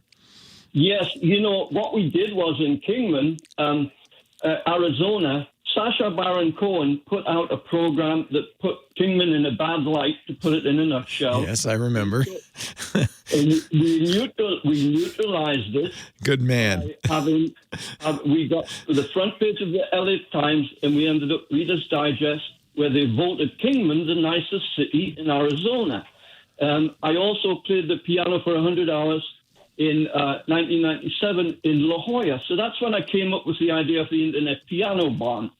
And so the idea was, before the pandemic and everything, was that we would have live music plus offline music, so there would be two people sitting around the piano, and they would each be hooked up. And then there would be a horseshoe of chairs around them, and they would each be hooked up. So each one would have like 4 contacts. How did that work, though? Wasn't there some latency making that difficult? Yeah, there's always latency. Now, the trick with latency is not to be on the meter, like 1, 2, 3, 4. Like a lot of drummers that I played with. I actually played with Nigel Olsson. Oh, wow. Elton John's drummer. Yeah. But he was on the beat. But the thing is, if you do something swirly like Pink Floyd, where it doesn't matter if you're a minute or a second behind. And you know why that was? Because all of the musicians on Pink Floyd were in different time zones, even though they were on the same stage. That makes perfect sense. James, I have to take a break. Hang on, okay? Because I want to give people a plug. If you search for Internet Piano, B-A-H-N, you give concerts, you do songs. When's your next concert? Well, we're waiting for the new piano to show up, the grand piano. So we're hooking up a whole bunch of new equipment. So as soon as we get that figured up, we're still plugging the old ones. Kathy's still uploading them on a regular basis. Nice. So they come from all over. On your you put them on your Simple site? Is that where I could find them? You'd have to talk to Kathy. I'm not sure. She's doing the hard stuff. You're just playing the piano, right? James, hang on. I do have to take a break. It's really a pleasure to meet you. James, obviously, if you see his website, is very much a Santa and a piano man. There's James right there. Santa James. So Kathy does the website, but you play the piano. Yes. And now my quick questions were basically Siri and Alexa are assistants. Yes. Which really comprise 3 things as far as I see. It's like a voice recognition, the voice in, the speech synthesizer, the voice out, and somewhere in between some artificial intelligence. So, for example, for people with the Fire tablets, you can do a thing called the Magic Door, which is like an interactive game for kids, you know, and I want to hook that up to my code Kronos so I can control my keyboard by voice. That's another thing for another time. But at the moment, when I say Alexa, the bell doesn't go off. You know how it like pings after you say her name? Yeah, that's a setting. You can turn that back on. And what is it called? Is it called a bell or a gong or a ding? Or what? I don't know what they call it, but get Kathy to open the Alexa app on your phone. And there is I think they call it the notification or something, but there is a setting. I turn that off because it annoys me. But of course, some people like it to know that they've been heard. And those notifications can be turned off or on. But that is absolutely a setting for you. All right, that's good. Now, the second one was we just learned how to drop in because we have 2 Fire tablets. Isn't that fun? Oh, it's incredible. Now, it did work, but now apparently it only works one way. So in other words, when I talk to Kathy, she can hear me, but I can't hear her. So again, it's probably a setting somewhere. It is. You have to enable it on both of the echoes. You have to enable on both. Are you on different accounts or are you on the same account? On the same account. Yeah, I think you have to. I think it's a per echo setting. Right. Or you may have a mic disabled on one of them. Make sure the mics are turned on. There's a physical switch on most echoes that you can turn it off. All right. Make sure of that. That's good. Now, the other thing... Is Kathy listening? I think I hear her in the background. Oh, good. Siri, Siri's not hands-free unless you enable, Hey Siri. Right. And otherwise, I've got to use the button, But it seems that you go into a process of training, we used to call it, and, you say some words and then Siri learns your voice, and then you're supposed to be able to activate it using the wake word, which would be Hey Siri, which is like OK Google if you're on another system. Right. But it doesn't work. So I'm wondering if because my iPad is ancient, if I got a new iPad mini, would with the later operating system, is that a glitch maybe that somebody could... Then don't take this the wrong way. But does it understand your Geordie accent otherwise? Huh? It understands your accent otherwise, right? Yes. Okay, yes. That may be part of the problem. I don't know. I got to run. I'm not sure what's going on there. Leo Laporte, the tech guy, 8888. Ask Leo, the phone number on the line. Rick from Phelan, California. Hello, Rick.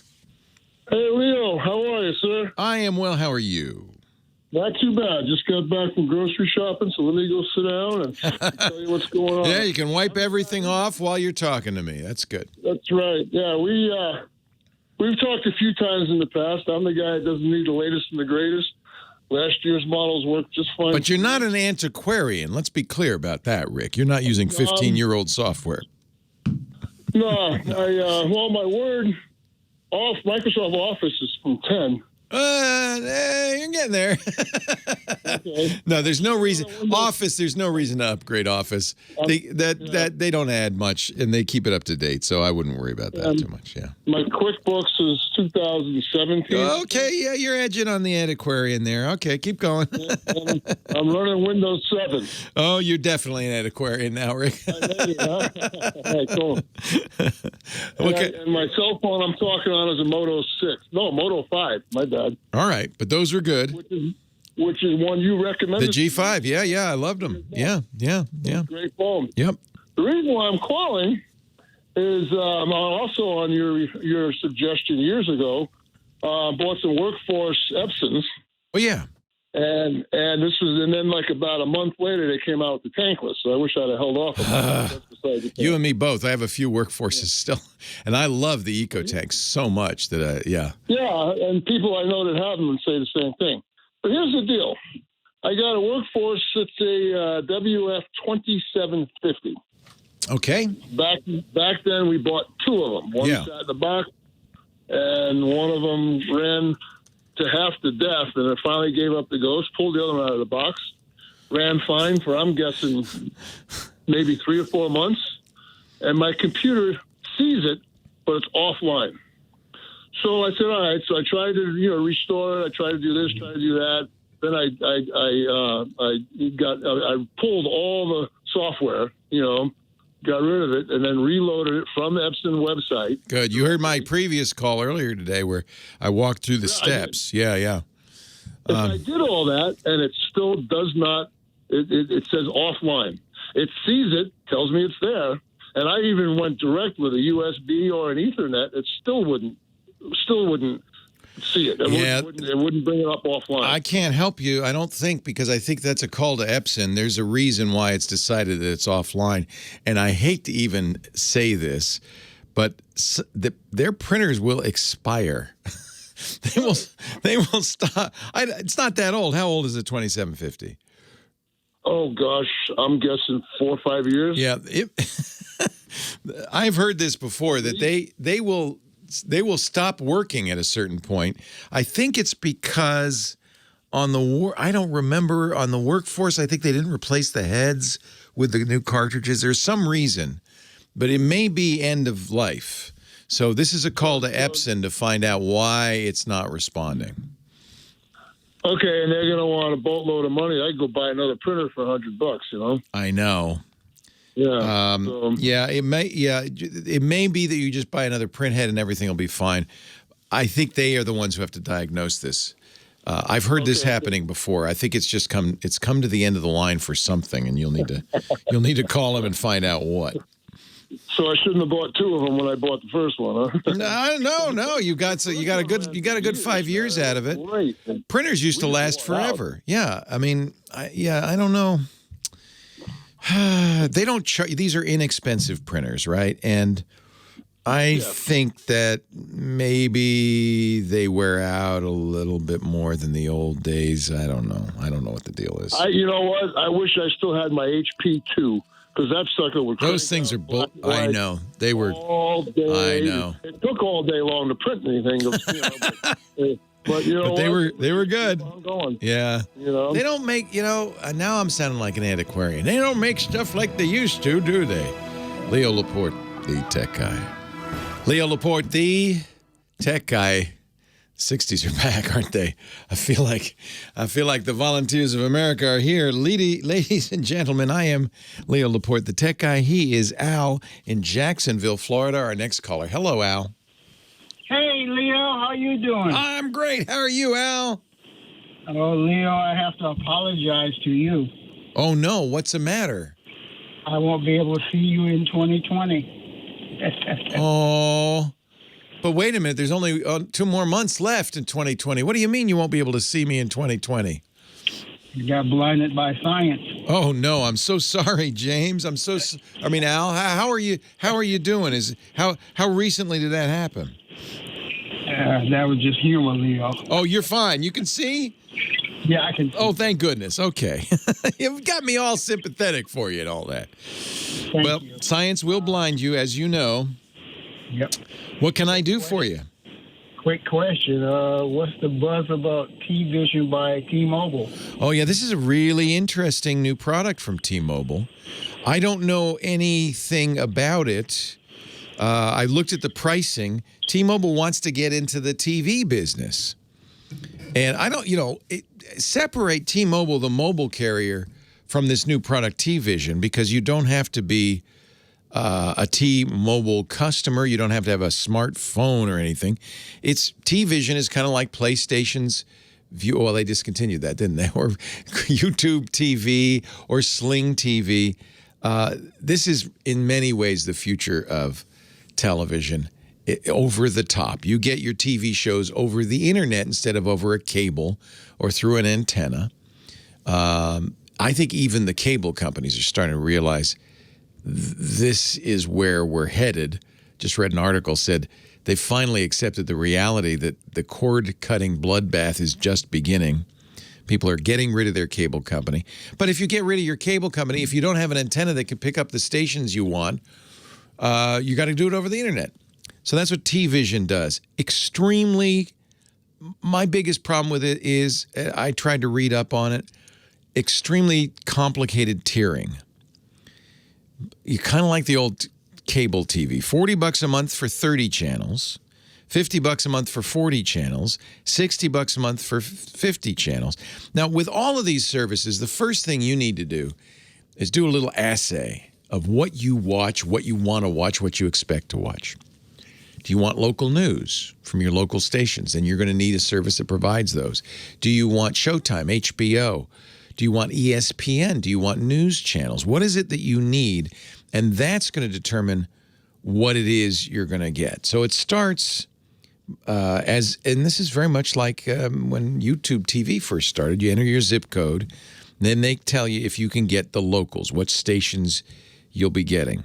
I just entered my zip code. Oh, there is one thing that I think is a little bit of a problem. They're not getting all the local networks. I think they didn't do a deal, as I remember, was it CBS? So that could be a problem if you really want, your CBS news.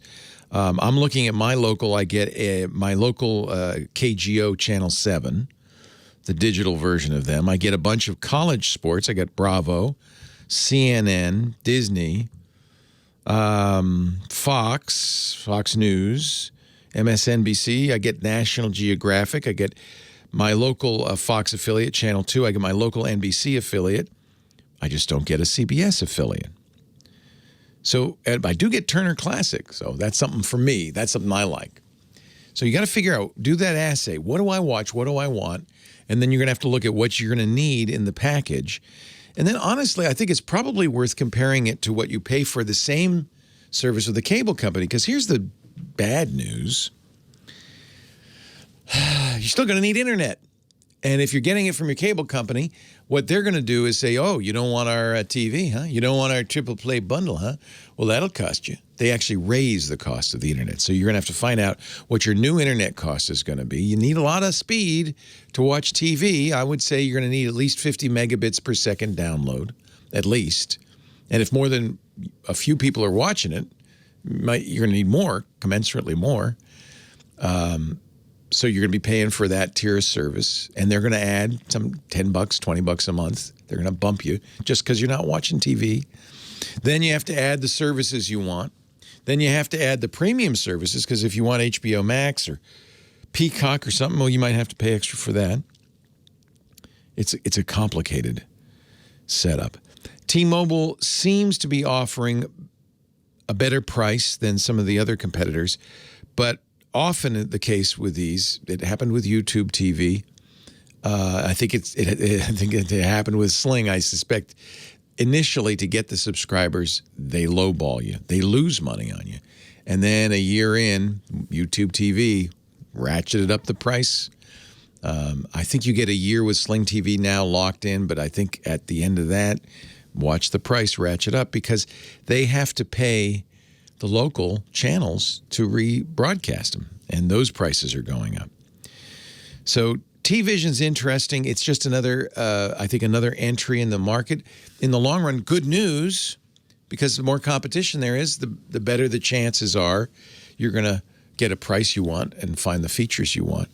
I just wish it weren't so crazy complicated, and it really is important to know that while you can get CBS on YouTube TV, you can get CBS on Sling TV. Apparently, they haven't made a deal. T-Mobile has yet to make a deal with CBS. That may change tomorrow. These things happen quickly, but they got to negotiate these, right? Each and every one. I think we're in one of those. What is the old Chinese proverb? May you live in interesting times. When you're in the middle of a disruption, and that's what we're in. That's what's going on right now. We've seen a number of disruptions in television, right? It started, you had 3 channels. You had a rabbit ears on the TV, and Dad would say, go change the channel, because he didn't have a clicker yet. Remember that? I remember that. Then we got, more channels. Then we got cable TV. Well, that was nice. Then we started getting internet stuff, and now we're in the transition from cable TV to internet TV, and it's messy. All of these transitions are messy. It will shake out in a few years. I think the future of television, the future of content, is all over the internet. Honestly, I've been saying this for years. It's taking a while, but it will happen eventually. The future of all content, not just movies, TV shows, but music, books, everything you consume is all going to the internet. I like printed books. I love them. But you know what? More and more you're going to be reading those books on a computer device or a Kindle, or maybe listening to them on an audio device. I love vinyl. I love CDs, but more and more it's just not practical. We're going to get digital downloads of all our music. Same thing with TV. People will always, there'll always be the video files that say, I got to have the Blu-ray, I got to have the UHD, I got to have a player, I got to have a disc. But the majority, it's already happened. The vast majority of content is streaming. And there's some real disadvantages to that. You don't really own it, for one thing. If that service goes out of business, bye-bye content. And we've seen that happen. So, it's just the way it is. It's the way of the world. T-Vision is going to be interesting. I'm glad T-Mobile did it. It was kind of a surprise. It's kind of out of their, wheelhouse, isn't it? I mean, they're a phone company. But don't forget, T-Mobile is owned by the largest phone company in Germany, one of the largest phone companies in the world, Deutsche Telekom. They have a lot of money. And if they want to get into this business, they can do it. They're going to lose money for a long time, but they can do it. They can afford to. So I think the trick really is to figure out what your needs are, what you're willing to spend, and shop around. And then don't get complacent. They're counting on that. Continue to monitor the situation and be willing to move whenever something better comes along. Leo Laporte, the tech guy. I want to thank you for letting me be myself. My strange, weird, geeky self, thanks to Professor Laura, our musical director. She does such a good job keeping me on track, yelling at me when I don't do the ads in order. Thank you, Lady Laura, for putting up with me. Thanks to Kim Schaffer. She's our phone angel. She does such a good job answering the calls, getting you on the air. Thanks mostly to all of you who listen and call. Those also serve who merely sit and listen. We really appreciate it. I wouldn't be able to do this show. And poor Lady Laura and Kim would be out of work if it weren't for you. So thank you. Me, I just go back to McDonald's where I every time I still, to this day, maybe that's what happens in radio. If I see a help wanted sign in a McDonald's, I go, okay, make a note of that, Leo. Who knows, you may be working there tomorrow. That's just radio for you. Mike's on the line from Rockport, New York. Hello, Mike. Hey, Leo, how you doing? I'm great. How are you? I'm well, but I have a situation with my desktop computer. Uh-oh. I have an older IBM, one of the Z Pro, I don't know what it is, Model 6223 maybe. But anyway, I got 2 drives in it. I got a C and a D, and the other day I was going to go defrag the drives, and D's nowhere to be found. Uh-oh. I went to safe mode. I went to system device. I went everywhere looking for this. Cannot find that drive. So let me ask you a couple of questions. First of all, how old is this computer? It's getting up there. It's not a senior yet, but maybe it's... okay. I didn't really realize IBM still sold PCs, but they do. Actually, a friend of mine was a geek, and he pointed me to eBay, and apparently the military sold these off. Yeah, that makes sense. They were never sold to end users. Yeah. It looks like it looks mil spec, I got to say. Now they're running high-end hardware and so forth. And they're probably rock solid. They may not be the fastest things out there. What operating system are you using? Unfortunately, I'm at the end of I got a 64-bit Win 7. Yeah. And it's, of course, out of date. And that's a third question I'm going to ask. Okay, well, let's get the hard drive question out of the way. First thing to do, if you don't see a hard drive in the operating system, is reboot and see if you see it on boot up. When you first boot up. No, it's not there. You don't see it. Okay. Here's what I did. I did all that. And I went and pulled the drives out of the box, and I swapped cables. Now, on the ribbon, there's like 5 hard drive power cables, and I think they're power. They could be data. They're 5-wire thin line. These are SATA drives. They're SATA, yeah. Whatever. Yeah. Whatever. And so I did some swapping of cables to see if I could eliminate, the issue, and I could not. So I have a question. Maybe your knowledge would help me through this. If I took the D that's not responding and put it in C position, and would it boot up if it wasn't damaged? No, because that never had Windows on it, right? I guess not. Yeah, so there's nothing to boot to. Okay, so it can. Okay. And it won't look at the D drive; it'll look at the C drive. Look, something's happened to that hard drive. It could be the computer, could be the SATA cable, could be the chain you swapped cables. That was smart. I swapped those. That was smart. It is, hard drives die. That's a pretty serious death. That means if it's not visible when you boot up, that means there's no physical response from the drive. That could be the circuit board. There's that circuit board mounted on the drive. That could be dead. Sure. Could be the computer. Could be the controller. It's hard to say. Here's what I would do. Is there anything on that drive you need? It's a complete backup of C. Okay. Well, so it's just redundant. Right. Yeah. If you cared about it, I would take it out, and I would get a USB interface for it. You can get for $50 from Newer Tech. They have it's kind of a universal USB adapter. It's just a little thing. It's got SATA, it's got IDE, it's got a laptop drive connectors, and then it has a USB on the other side. And you plug it in. You wouldn't want to use it day to day, but at least it would give you a USB interface to that drive to see if the drive itself is dead. Okay. Or maybe you have some external USB drives lying around. You could swap the drive out, something like that. But what you want to do is see if you can see the drive through USB. Probably it's dead, like it's gone. But since it's a backup drive, hey, good news. You can replace it with a better drive for less money than you paid for the original one. You could put an SSD in there. In fact, what I would do might be a really a good upgrade is buy an SSD drive since you support SATA. Get one of the same size as your original boot drive.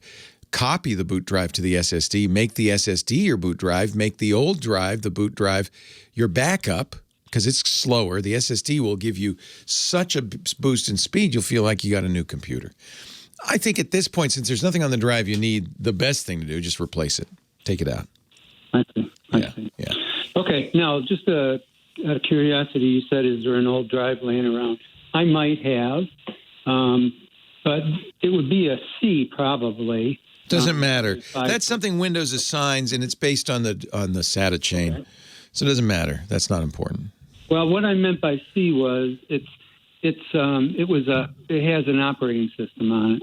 Oh yeah, you could Yeah, but it was an operating system that wasn't meant for that IBM machine. No, it was. It was replaced. It was a 500 gig, and I replaced it with a 4 terabyte. Oh, I got it. Okay. Okay, so I just moved up in size. Yeah. Basically. Now, the other two questions that I have, because I think those are pretty good options. That drives. There's no point in trying to resurrect a dead drive. That's a hint.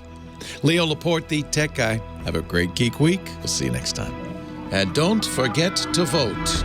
Well, that's it for the Tech Guy Show for today. Thank you so much for being here. And don't forget, TWiT, TWiT. It stands for This Week in Tech, and you'll find it at twit.tv, including the podcasts for this show. We talk about Windows on Windows Weekly, Macintosh on MacBreak Weekly, iPads, iPhones, Apple Watches on iOS Today, security on Security Now. I mean, I can go on and on and on. And, of course, the big show every Sunday afternoon, This Week in Tech. You'll find it all at twit.tv. And I'll be back next week with another great Tech Guys show. Thanks for joining me. We'll see you next time.